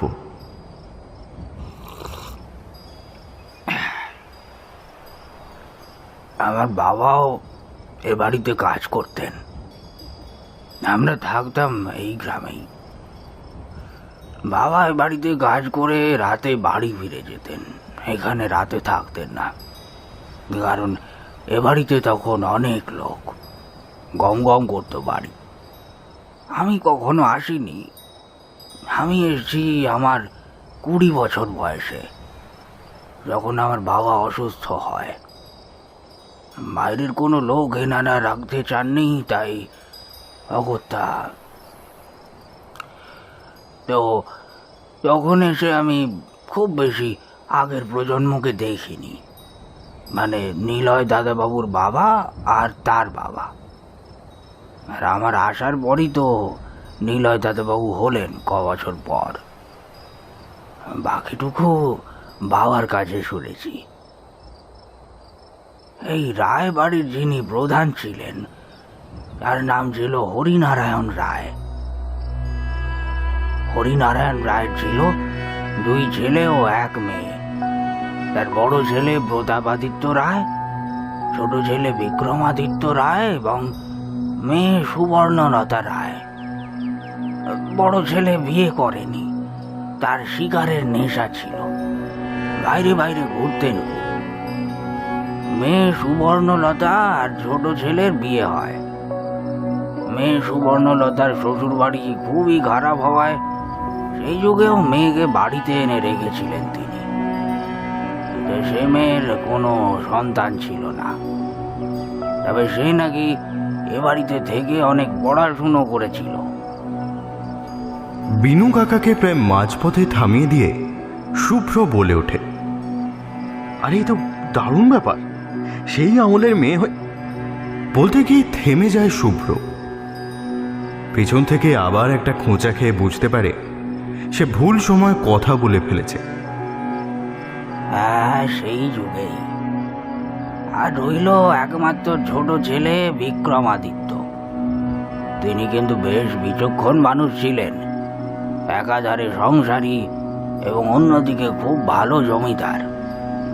এ বাড়ির জমিদারের ইতিহাসে কিন্তু কোনো দাগ নেই। এনারা সত্যিই খুব ভালো জমিদার ছিলেন। তো এই বিক্রমাদিত্য বিয়ে করেন এবং 2 পুত্র সন্তান হয়, সুদর্শন ও বিভূতি। এনাদের প্রত্যেকেরই বিয়ে হয় এবং সন্তানও হয়। কিন্তু বিভূতি যিনি, উনি ব্যবসাপত্র কম দেখতেন, কারণ উনি একটু ঘুরে বেড়াতে ভালোবাসতেন, খুব বিদেশ যেতেন। আর অনেক বিদেশি বন্ধু এ বাড়িতে এসেছেন শুনেছি। এই বিভূতি রায়ের একটাই ছেলে ছিল, মনীন্দ্র রায়, যার ছিল 1 মেয়ে বিভাবতী ও 1 ছেলে দেবেন্দ্র। আর সুদর্শন রায়ের ছিল 2 ছেলে, অনন্ত আর আদিত্য। আবার অনন্ত রায়েরও ছিল 1 মেয়ে আর 1 ছেলে, ইরাবতী আর সুকমল। ইরাবতী দিদির একটি ছেলে ছিল সৌরভ। আর সুকমল রায় হলেন আমাদের নিলয় দাদাবাবুর বাবা।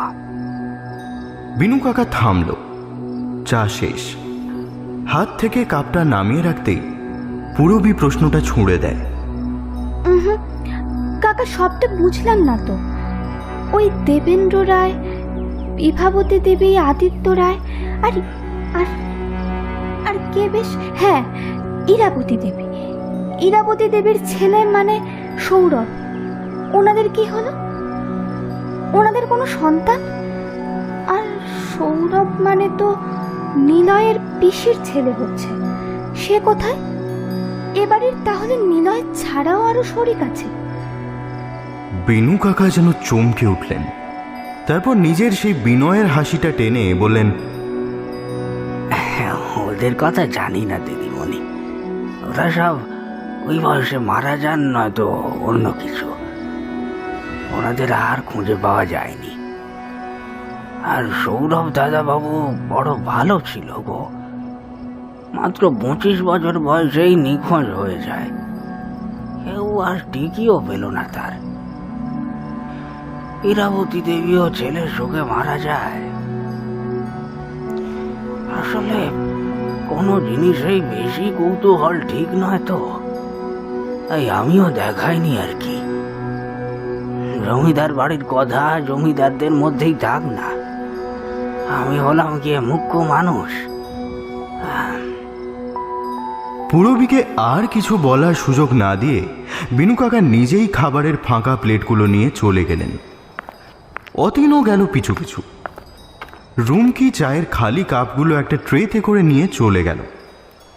পুরবী হতাশ হয়ে দুগালে হাত দিয়ে কনুইয়ের ভর নিজের হাঁটুর ওপর দিয়ে বাবু হয়ে বসে রয়েছে। একটা নাটক এমন জায়গায় শেষ হলো যেখানে তার শেষ হওয়ার কথা ছিল না। এই তুমি কি করছো বলো তো? আমাকে দিয়ে সব নাটক করালে কেন?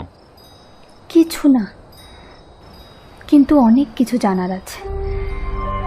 কাল সারাদিন আমি অনেক হিসেব মেলাবো, তারপর রাতে তোমাকে সবটা বলছি।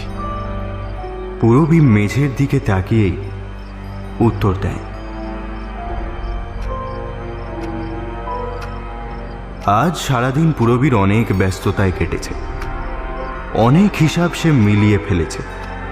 একটা লিস্ট বানিয়ে ফেলেছে সেই সব মানুষদের যারা হারিয়ে গেছে। 1 বিভাবতী রায়, 2 দেবেন্দ্র রায়, 3 আদিত্য রায়, 4 সৌরভ। পদবী জানা যায়নি নিলয়ের পিসির ছেলে। 5 মিনতি মাসি। এ বাড়িতে কাজ করত, সৌরভদের হারানোর দিন রাতে হারিয়ে যায়। স্টার চিহ্ন দিয়ে লিখে রেখেছে সে আরও কয়েকটা কথা। বিভূতি রায়ের আমলেই বিদেশ থেকে আসে উপহার, আর তারপরেই এনারা হারিয়ে যান। কিন্তু সেই সময় বিভূতি রায় ও আরও অনেকে বেঁচে ছিলেন। তাদের মধ্যে সকলেরই স্বাভাবিক মৃত্যু হয়েছিল নাকি তাদের মধ্যেও কেউ হারিয়ে গিয়েছিল তা জানা যায়নি। হয়তো তাদের মধ্যেও কেউ আছেন হারানোর তালিকায়। বাকিদের হারানোটা বোঝা গেলেও সৌরভের আর মিনতি মাসির হারানোটার পেছনে অন্য কোনো কারণ মনে হচ্ছে। মিনতি মাসি সেদিন রেগেছিল বিনু কাকার উপর।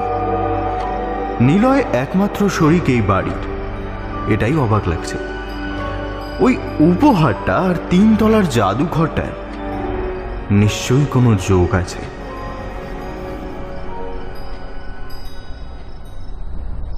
অফিস থেকে শুভ্র ফেরার পর রাতের দিকে যখন সবাই ঘুমিয়ে পড়েছে তখন পুরবী তাকে সব কিছু খুলে বলে। এই দুদিনে তার ছক করা 2টো কাগজও দেখায়। নিলয়কে ফোন করে শুভ্র এটা জানতে পারে যে ওদের ফ্যামিলিতে এরকম একটা রিউমার আছে, কিন্তু সেটা নিলয় বিশ্বাস করে না। যদিও তাকেও কখনো যেতে দেওয়া হয়নি ছাদের ঘরে। সবকিছু শুনে তারা একটা কথাই বুঝতে পারে, রহস্যের সব জট খুলবে ওই ছাদের ঘরে। রাত তখন প্রায় 1টা। চুপিসারে পুরবী আর শুভ্র বেরিয়ে আসে ঘর থেকে।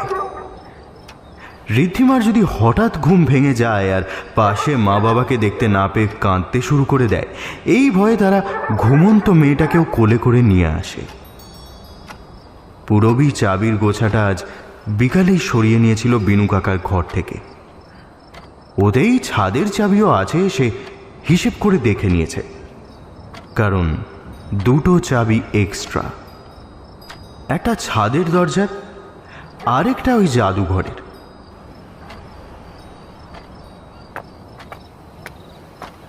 খুব ধীর পায়ে সিঁড়ি বেয়ে ওপরে উঠে এলো ওরা। জমিদার বাড়ির ছাদ সত্যিই বিশাল। চাঁদের আলোয় চারপাশের শোভা আরও বেড়ে গিয়েছে। তার সাথে অদ্ভুত একটা মিহি অথচ মাতাল করা সুর। কিসের সুর ওটা বুঝতে পারে না ওরা, কিন্তু কোথা থেকে আসছে সেটা বেশ বুঝতে পারছে। এতক্ষণ ঠিক খেয়াল করেনি সুরটা এতক্ষণ ক্ষীণ ছিল। ছাদের দরজার সামনে দাঁড়িয়ে শুভ্র পুরবীকে বলে ওঠে, দেখো, এত কৌতূহল কি ভালো? আমরা কোনো ভুল করছি না তো? আমি জানি না, কিন্তু আমি জানতে চাই ওখানে এমন কি আছে। পূরবী এক হাতে শুভ্রর হাতটা চেপে ধরে, তারপর কাঁপা কাঁপা হাতে ছাদের ঘরের তালা খুলে ফেলে।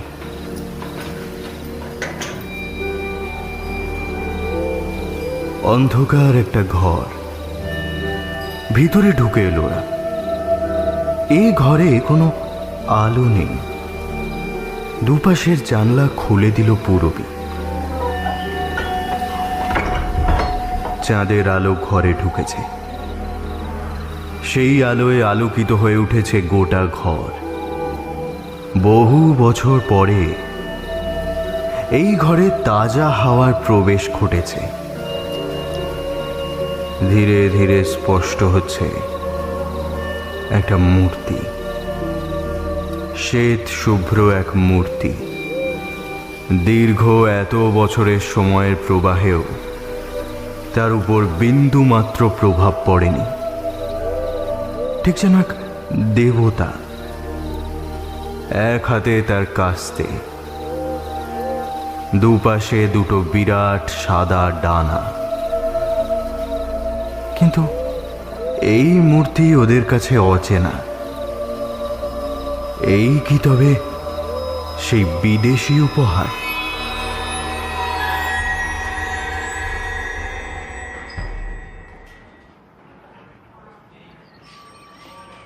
কি বলছেন স্যার?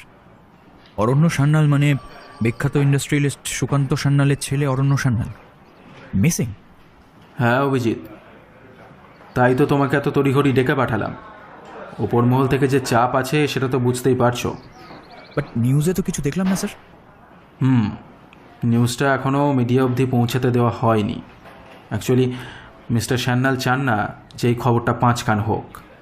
ওনার বিজনেস রাইভালস তো প্রচুর, তারা এই খবরটাকে কাজে লাগিয়ে ওনার দুর্বলতার সুযোগ নিতে পারে।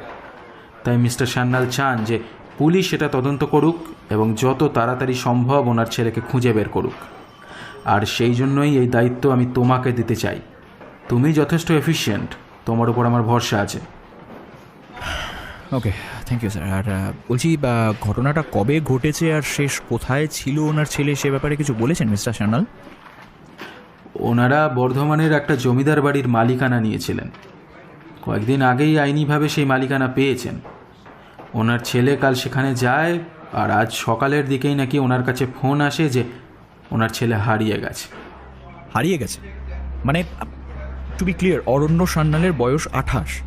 এই বয়সের একটা ম্যাচিওর ছেলে হারিয়ে যায় কিভাবে? অবভিয়াসলি ওকে গুম করা হয়েছে। আর কে ফোন করেছিল ওনাকে সে ব্যাপারে কিছু বলেছেন? Exactly my point Abhijit. একটা প্রাপ্তবয়স্ক ছেলে এভাবে জাস্ট হারিয়ে যেতে পারে না। কিন্তু এই বাড়ির কেয়ারটেকার নাকি ঠিক এই কথাটাই বলেছে মিস্টার সান্যালকে ফোনে। আচ্ছা, তোমার কি মনে হচ্ছে ব্যবসায়িক শত্রুতার জেরে কেউ? হতে পারে স্যার, এটা অবশ্যই একটা স্ট্রং মোটিভ, কিন্তু এই মুহূর্তে কোনো কনক্লুশনে যেতে চাইছি না। ওই জমিদার বাড়িতে পৌঁছানোটা আগে খুব দরকার। শোনো, এই ফাইলে সমস্ত ডিটেলস আছে, মানে ওই অরণ্য সান্যাল আর তার ফ্যামিলির ডিটেলস। আর ওই জমিদার বাড়ির মালিকানার কাগজপত্র ওসবও আছে। তুমি একটু চেক করে নাও। Do it Abhijit, I know you are the best, just do it. Abhijit ফাইলটা নিয়ে বেরিয়ে এলো। অভিজিৎ সেন, বয়স 27, সুঠাম চেহারার এক দারুণ ব্যক্তিত্ব সম্পন্ন পুলিশ অফিসার। উজ্জ্বল গায়ের রং, সব মিলিয়ে বলা যায় সুদর্শন এক পুরুষ। খুব বেশি সময় হয়নি সে জয়েন করেছে, অথচ ডিপার্টমেন্টের সবাই এটুকু বুঝে গেছে এই ছেলেটির এলেম আছে। কয়েক মাস আগেই এক কুখ্যাত স্মাগলিং গ্যাংকে সে ধরেছে। যে কেস হাতে নেয় সেটা শেষ অবধি না গিয়ে দম নেয় না। সমস্ত ডকুমেন্টস নিয়ে অভিজিৎ সবে গাড়িতে উঠে বসেছে, অমনি মোবাইল স্ক্রিনে ভেসে উঠেছে একটা নাম, শ্রীময়ী। কলেজ জীবন থেকে পরিচয়, আর কয়েক মাসের মধ্যেই ওদের বিয়ে হতে চলেছে। হ্যালো, কোথায় তুমি? একটু বর্ধমান যেতে হচ্ছে। হঠাৎ? High profile case. একটি অল্প বয়সী ছেলে একটা প্রাচীন জমিদার বাড়ির মালিকানা নেওয়ার পর সেখানে থাকতে গিয়ে মিসিং। তাই? ইন্টারেস্টিং। আর তার সাথে চাপও উপর মহলের। এখন 2 দিনের মধ্যে কেসটা সলভ করতে পারলেই ভালো। আচ্ছা, ওখানে গিয়ে আমাকে একটা ফোন করবে।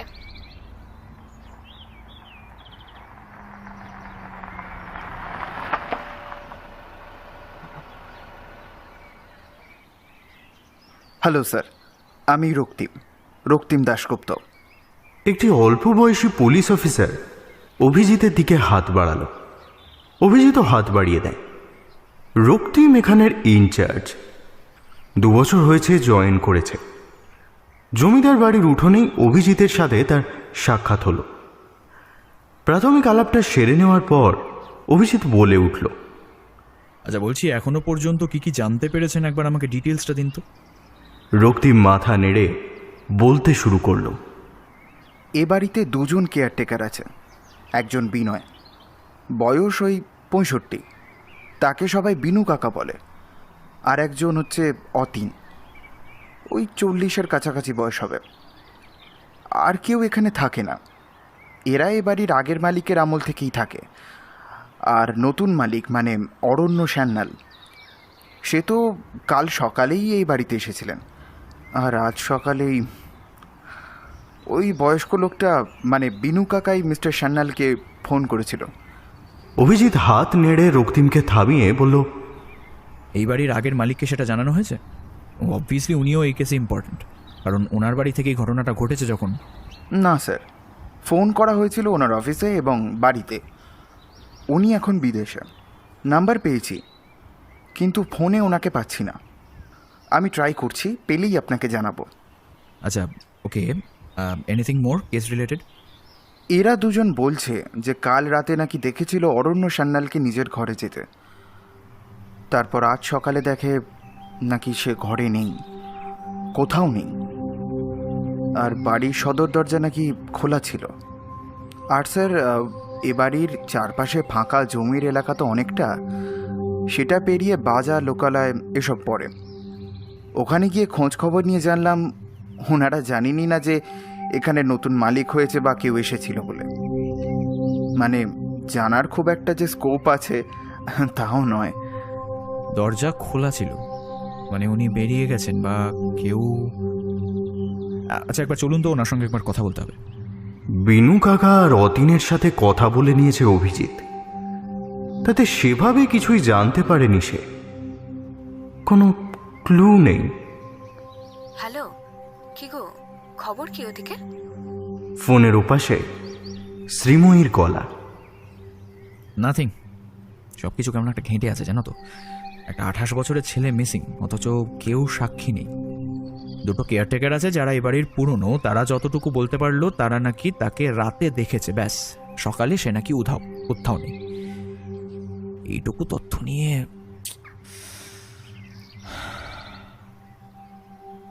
এই নিলয় রায়কে ফোন করতে পারলে কিছু হয়তো ক্লু পাওয়া যাবে। এরা 2জন তো খালি বলে যে হারিয়ে গেছে, এর থেকে বেশি তো কিছু বলতে পারছে না। বাড়ির সদর দরজা খোলা ছিল, ঘরটাও দেখে এমন মনে হচ্ছে না যেন কেউ বাইরে থেকে ঢুকেছিল। মোবাইল ফোনটা ঘরেই পাওয়া গেছে, ওটাতেও তেমন কিছু পাওয়া যায়নি, মানে আমি সন্দেহজনক কিছু। গোটা গ্রামে কোনো ট্রেস নেই, পুকুরেও দেখা হয়েছে, যেন মানুষ তো নয় কপ্পুর, উবে গেল। এই হারিয়ে যাওয়া শুনে তো আমার অনেকগুলো ঘটনা মনে পড়ে গেল গো। প্রাচীন কিছু সভ্যতা, কিছু শহর নাকি হঠাৎ করেই হারিয়ে যায়। এই নিয়ে অনেক জল্পনা কল্পনা আছে। কেউ বলে সত্যি, আবার কেউ বলে মিথ্যে। কিন্তু অনেকেরই ধারণা তারা এই সময়কাল থেকে হারিয়ে গেছে অন্য সময় বা অন্য কোনো দুনিয়ায় বলতে পারো। ও গড, আমি এখানে পাগল হয়ে যাচ্ছি আর তুমি আমাকে এসব শোনাচ্ছ। সারাদিন ওই অদ্ভুত গল্পগুলো পড়ে পড়ে তোমার এই হাল, জানো তো। হেসে ওঠে শ্রীময়ী। আচ্ছা আচ্ছা, সিরিয়াস টক। ওই কেয়ারটেকার ওরা তো এবারের পুরনো লোক। ওদের থেকে বরং এবারের ইতিহাস সম্পর্কে কিছু জানো। এসব জমিদার বাড়ির অনেক অভিশপ্ত ইতিহাস থাকে কিন্তু। আরে আবার ওই অভিশাপ এক সেকেন্ড দাঁড়া, এটা কিন্তু তুমি ঠিকই বলেছ। এ বাড়ির ইতিহাস আর শরিক। ইয়েস, একটা জমিদার বাড়িতে একজন শরিক কি করে হয়? আমি কিন্তু মাত্র একজনেরই ডিটেলস পেয়েছি, বাকিরা কোথায়? ভালো পয়েন্ট বলেছ। কাল সকালে একবার গিয়ে কেয়ারটেকারের সঙ্গে আবার কথা বলতে হবে। এতক্ষণ তো কি সব বললে আমি নাকি আজগুবি অদ্ভুত গল্প শোনাচ্ছি, আবার আমার কথাতেই তো আইডিয়াগুলো পাও। হ্যাঁ, দেখলে তো? যাকগে, তা তুমি থাকছো কোথায়? একটা হোটেলে আছি, প্রপার টাউনে। আচ্ছা, খেয়েছো তো? খেয়ে নেবো। ওকে বাই, কাল জানিও কি জানলে জমিদার বাড়ির ইতিহাস। ফোনটা রেখে অভিজিৎ বিছানার উপর ঢলে পড়ল। সারাদিন শারীরিক ক্লান্তি যতটা, তার চেয়ে মানসিক ক্লান্তি ঢের বেশি। এমন অদ্ভুত কেস আগে পায়নি কখনো। যদিও তার কর্মজীবন খুবই স্বল্প, তাও অনেক কেস স্টাডি করেছেও, কিন্তু এমন কখনো পায়নি। বিছানায় পড়তে কখন যে ঘুমে আচ্ছন্ন হয়ে গেল বুঝতেই পারেনি। আচ্ছা, আপনি এ বাড়িতে ক বছর আছেন? বয়স্ক কেয়ারটেকার অর্থাৎ সেই বিনু কাকাকে প্রশ্ন করে অভিজিৎ। তা প্রায় 40 বছরের বেশি। উত্তর দেয় বিনু কাকা। তার মানে এ বাড়ির ব্যাপারে আপনি অনেক কিছুই জানেন। আচ্ছা, আমাকে একবার ডিটেলসে এই বাড়ির হিস্ট্রিটা বলুন তো। আই মিন, বংশধরদের নাম, বর্তমান শরিকদের নাম। আচ্ছা, এই বলে বিনু কাকা বলতে শুরু করেন এ বাড়ির বংশধরদের নাম। বেশ কিছুক্ষণ ধরে সেই কথা পুরোটা শোনার পর অভিজিৎ বলে ওঠে, দাঁড়ান, ওই বিভাবতী, আদিত্য, দেবেন্দ্র আর ওই সৌরভ, এদের কি হয়?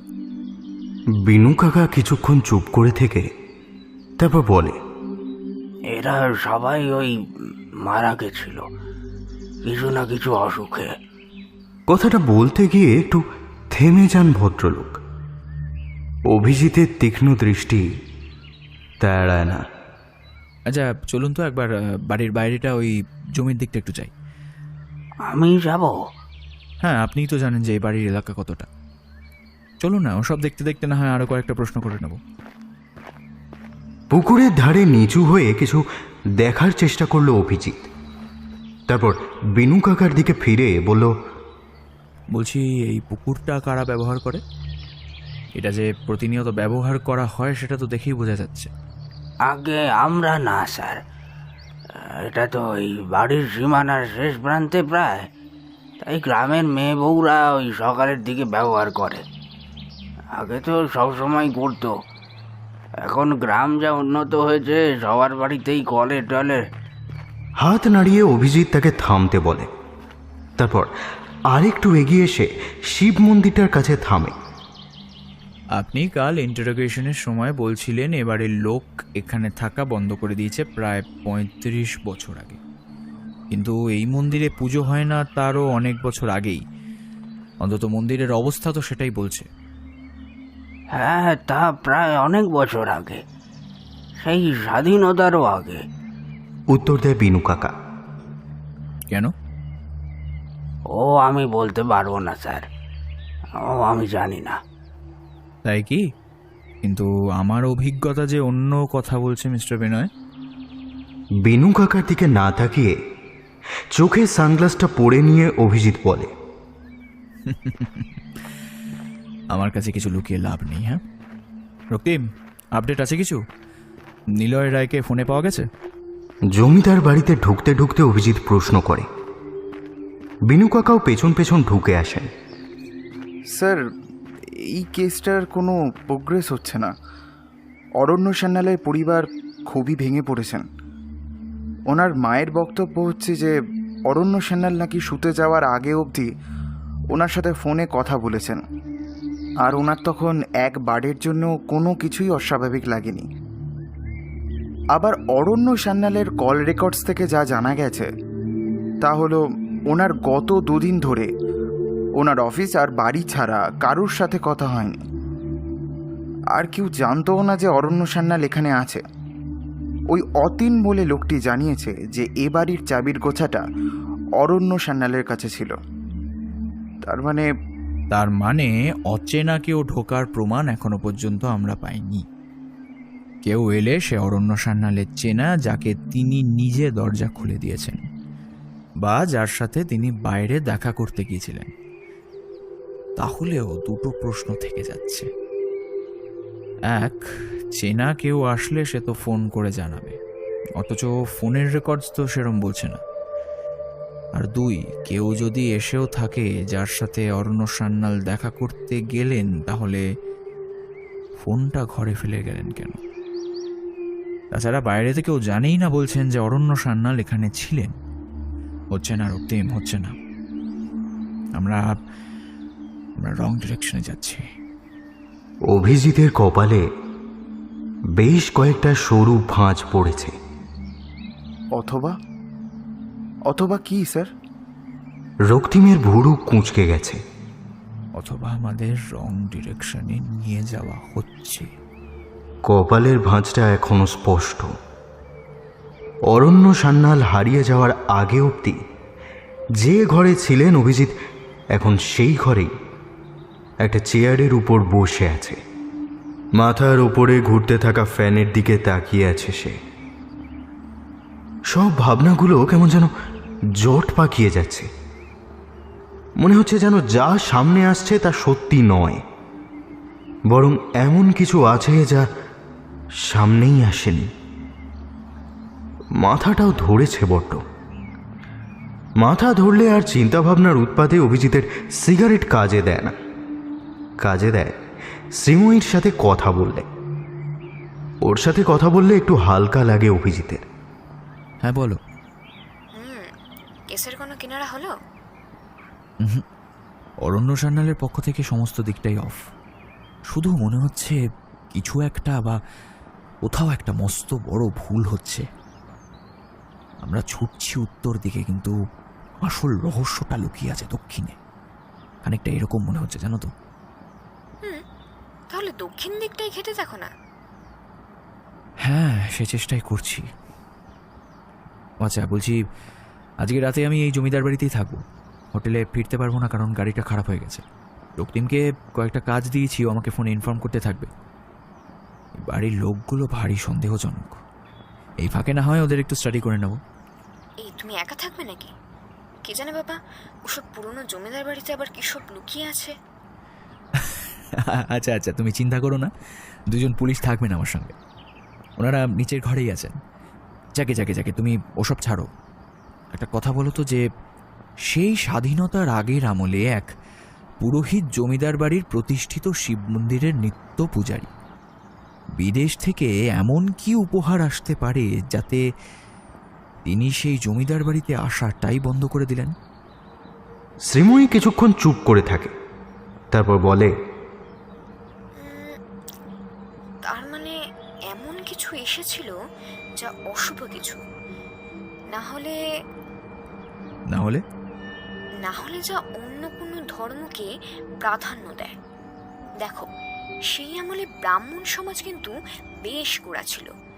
তাই কিন্তু সেটা কি হতে পারে? হতেই পারে সেটা অন্য কোনো ধর্মের ঈশ্বরের প্রতীক বা স্বয়ং ঈশ্বর। কিন্তু সেই বহু বছর আগের ঘটনার সাথে কি হবে? জানি না কি হবে, তবে এ বাড়ির কিছুর সাথে তো অবশ্যই একটা লিঙ্ক আছে এই ঘটনাটার। কেন এরকম বলছো কেন? কারণ এই বৃদ্ধ কেয়ারটেকার অনেক কিছুই লোকাচ্ছেন আমাদের থেকে।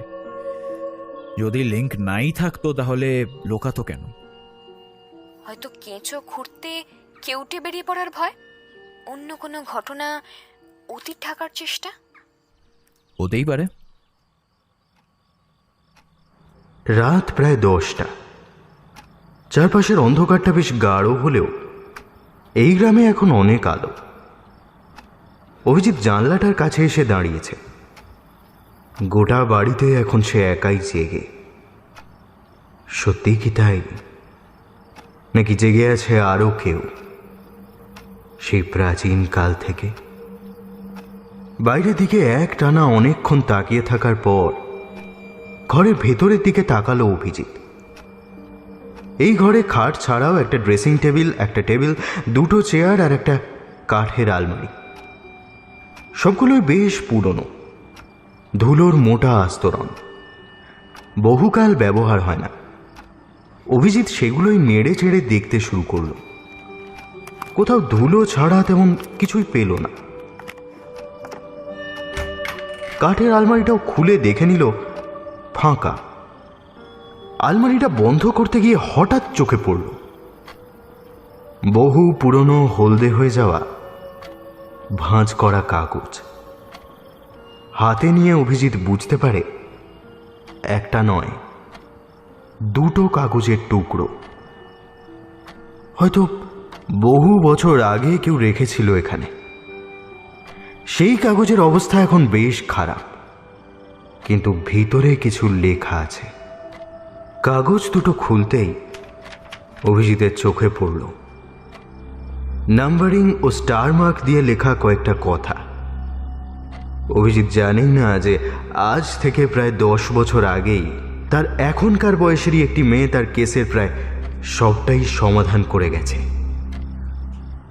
পুরবিল লেখা সেই কাগজ দুটো, যা এতদিন ধরে সকলের চোখের আড়ালে পড়েছিল এই আলমারির ভেতর।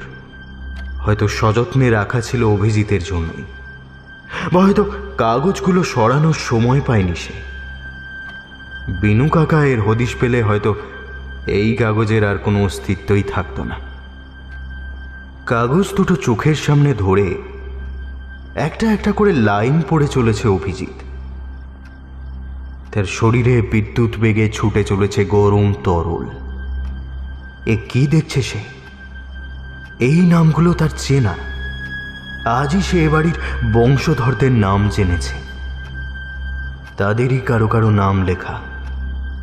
কিন্তু কে লিখেছে এসব আর কেন লিখেছে তা বুঝতে পারছে না অভিজিৎ।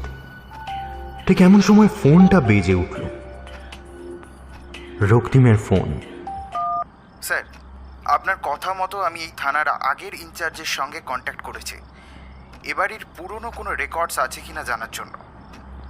আর খুব আশ্চর্য একটা খবর পেয়েছি।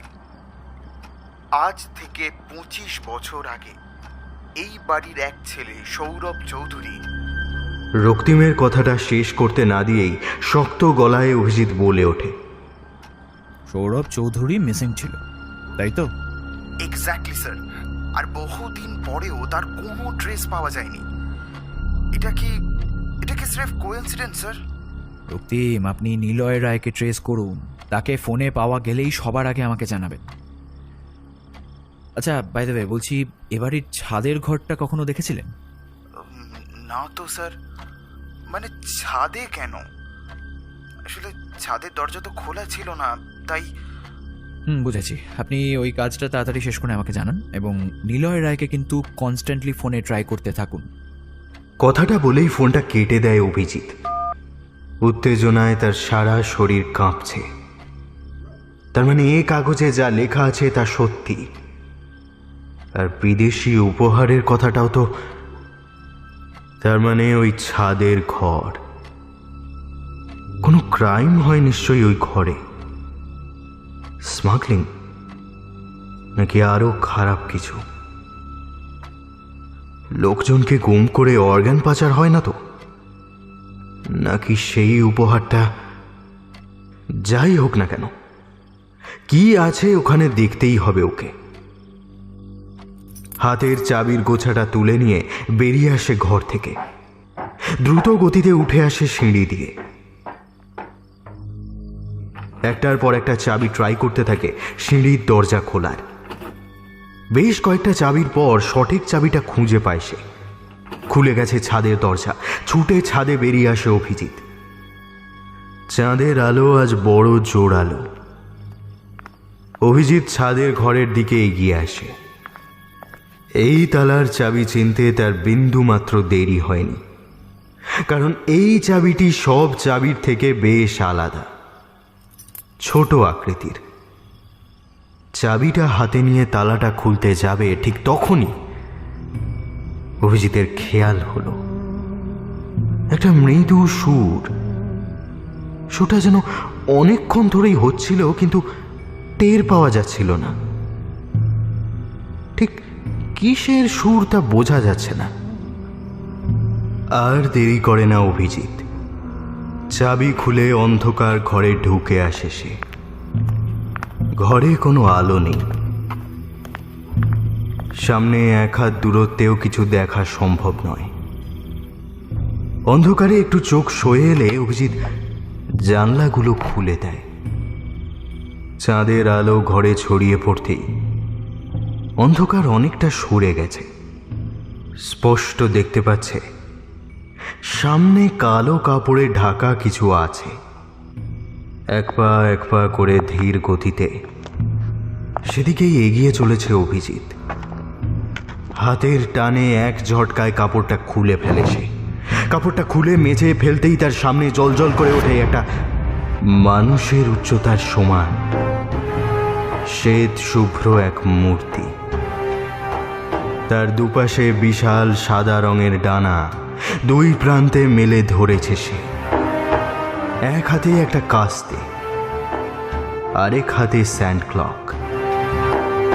কি অদ্ভুত দেখতে এই মূর্তিটা, আর কি ভীষণ জীবন্ত। এই কি তবে সেই বিদেশি উপহার? মূর্তিটা ভীষণ চেনা লাগছে অভিজিতের, কিন্তু কিছুতেই মনে করতে পারছে না সে।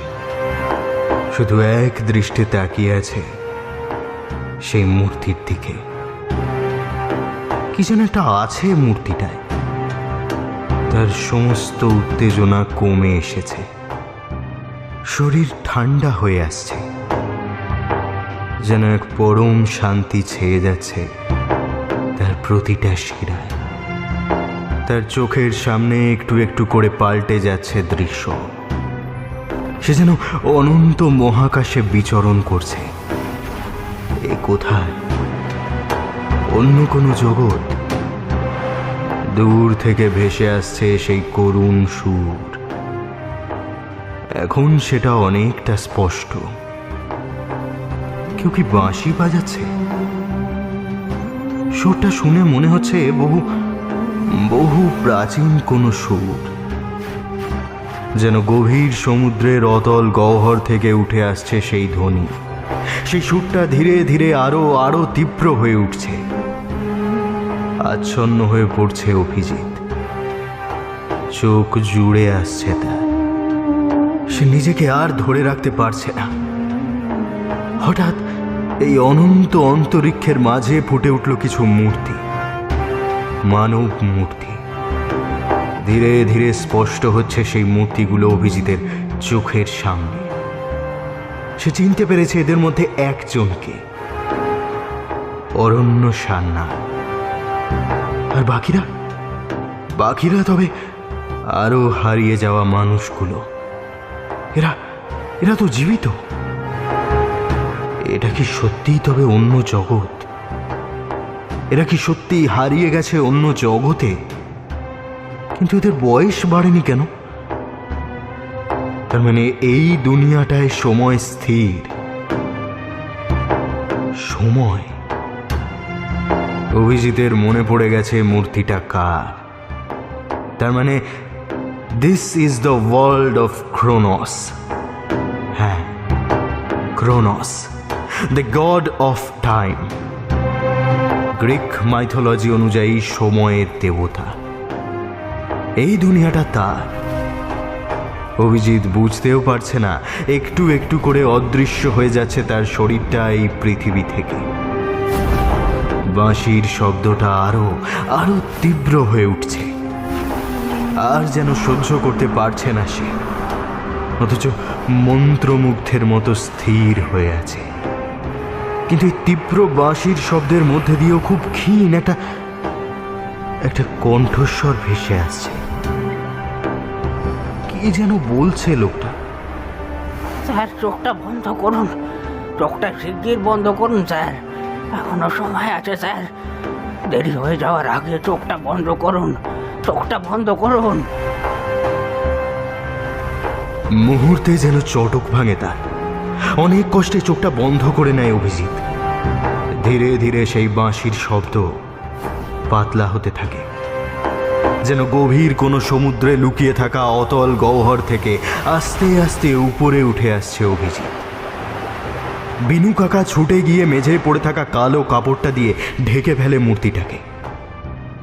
অভিজিৎ চোখ খুলেছে কোনো রকমে।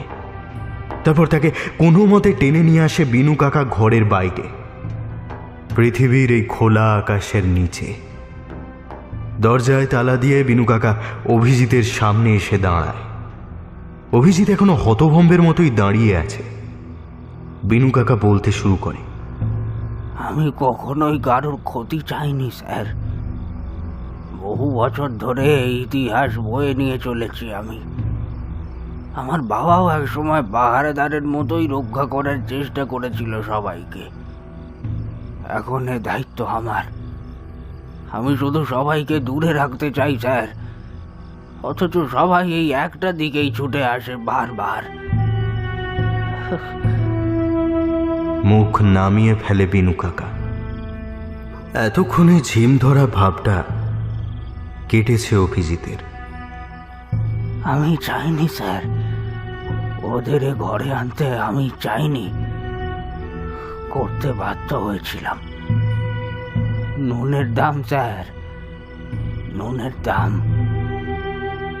নিলয় দাদাবাবুর বাবা আমাকে বলেছিলেন সৌরভ দাদাবাবুকে কোনোভাবে এই ঘরে আনতে, কারণ তাতে তার পথের কাঁটা সরে যাবে। তার বোনের ছেলে সরে গেলে এই বাড়ির একমাত্র মালিক হবে তার ছেলে।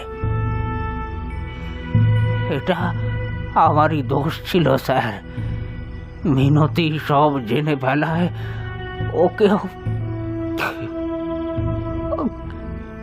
কান্না থামে না বিনু কাকা, তিনি বলতেই থাকেন, আমি এটা করতে চাইনি, আমি চাইনি। তারপর কি যেন মনে পড়তে বলে ওঠেন, কিন্তু আপনি জানলেন কি করে সৌরভ দাদাবাবু আর মিনতির কথা? পকেট থেকে হলদে হয়ে যাওয়া জীর্ণ কাগজ দুটো বের করে বিনু কাকার হাতে দেয় অভিজিৎ। এগুলো কার লেখা? কে এসেছিল এই বাড়িতে কয়েক বছর আগে? কাগজ দুটো হাতে নিয়ে চমকে যায় বিনু কাকা। আপনি কোথায় পেলেন? মুখ নামিয়ে নেয় বিনু কাকা।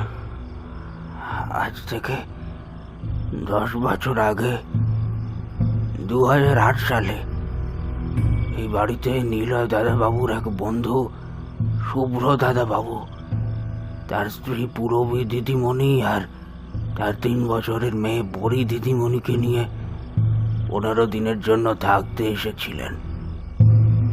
তখন এই বাড়িতে কিছুদিনের জন্য রুমকিকে কাজে রাখা হয়েছিল। পুরবী দিদিমণি রুমকির থেকেই এই বাড়ি সম্পর্কে অনেক কিছু জেনে ফেলেছিল। তাই কি ওকেও সরিয়ে দিলেন, তাই তো? শেষ করে দিলেন ওদের। রাগে গর্জে ওঠে অভিজিৎ। তারপর কি যেন মনে পড়তেই বলেন, দাঁড়ান দাঁড়ান দাঁড়ান দাঁড়ান দাঁড়ান আমি তো এই থানার আগের ইনচার্জের থেকে ডিটেলস নেওয়া করেছি রক্তিমকে দিয়ে, কিন্তু 10 বছর আগে তো কোনো মিসিং রিপোর্ট নেই। তার কারণ ওরা হারিয়ে যায়নি স্যার, ওদেরকে আমি হারাতে দিইনি। সেই রাতে শুয়েও আমার ঘুম আসছিল না, কেন জানি না। সেদিন বিছানায় শুয়ে ছটফট করছিলাম, আর তখনই আমার নজর যায় দেওয়ালে যেখানে চাবির গোছাটা ঝোলানো থাকতো সেইখানে। সেখানে সেটা নেই দেখেই আমি ধড়মড় করে উঠে যাই, ছুটে ছাদে আসি। আর আমার সন্দেহটাই ঠিক হয়, ওনারা এই ঘরে ঢুকে পড়েছিলেন স্যার। আর তারপর ওনাদের বের করে আনি এই ঘর থেকে। তবে আপনি আজ যা দেখেছেন তা দেখার সুযোগ ওনাদের হয়নি। তার আগেই ওনারা এখন কোথায়? ওনারা এখন কলকাতায় স্যার। তার পরের দিনেই আমি তাদের এই বাড়ি থেকে চলে যেতে বলেছিলাম। এই বাড়িতে থাকলে তাদের বিপদ বাড়বে। আর বলেছিলাম এ বাড়ির যা কথা ওনারা জেনেছেন তা যেন কাউকে না বলেন, কারণ এ বাড়ির ইতিহাস রক্ষা করার দায় আমার বাবার মতোই। কিন্তু কিন্তু আমি অপরাধী স্যার, সৌরভ দাদাবাবু আর মিনতির অপরাধী। আমাকে আপনি শাস্তি দিতে পারেন।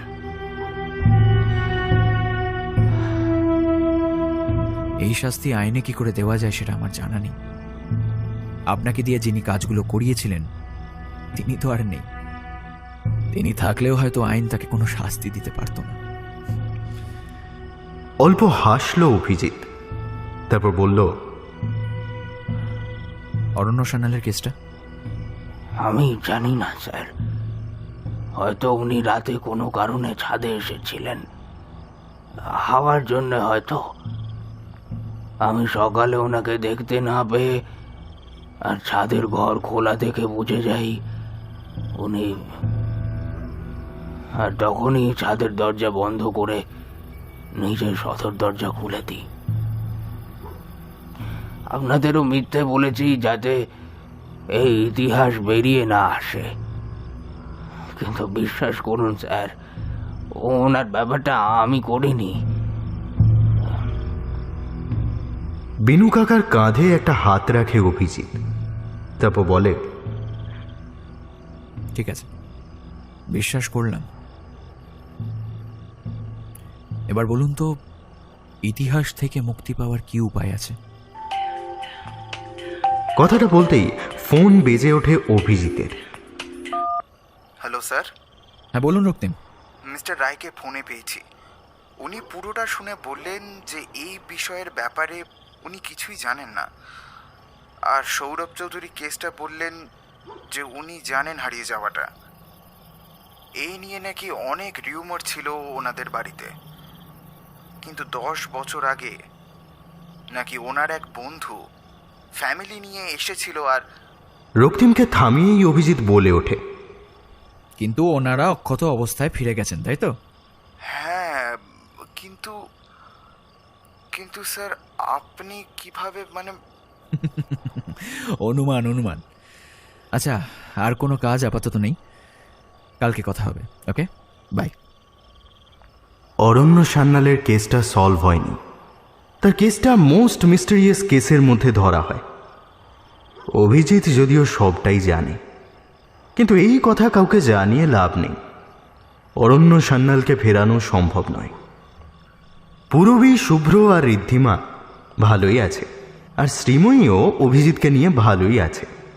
ঠিক ব্যোমকেশের সত্যবতীর মতোই অভিজিতের সব কেসে তাকে সে সাহায্য করে বুদ্ধি দিয়ে। বিনু কাকা আর অতীন ওই বাড়িতেই বাকি জীবন কাটিয়ে দেবে। আর হ্যাঁ, সেই রুমকির 8 বছর আগেই বিয়ে হয়েছিল, সেও দিব্যি আছে। কিন্তু প্রশ্ন হলো, সে মূর্তিটা, ক্রোনোসের মূর্তিটার কি হলো?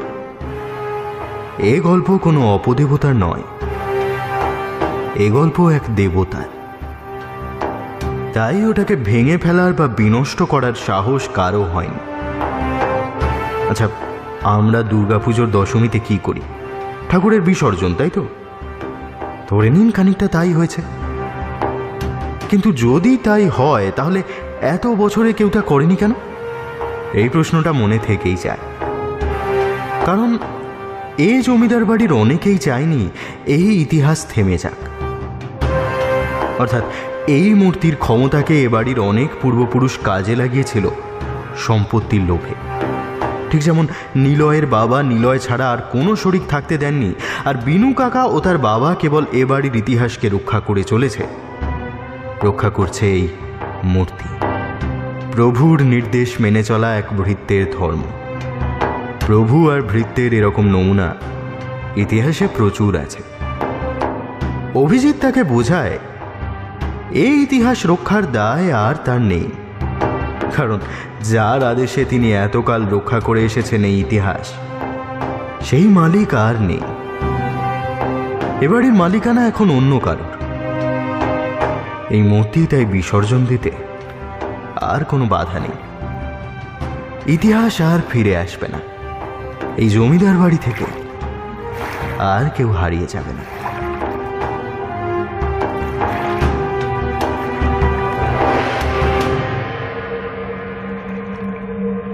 সময় আমাদের লাভ বা ক্ষতি কিছুই চায় না, সে শুধু নির্বাক হয়ে আমাদের বয়ে নিয়ে চলে অন্তিমের দিকে।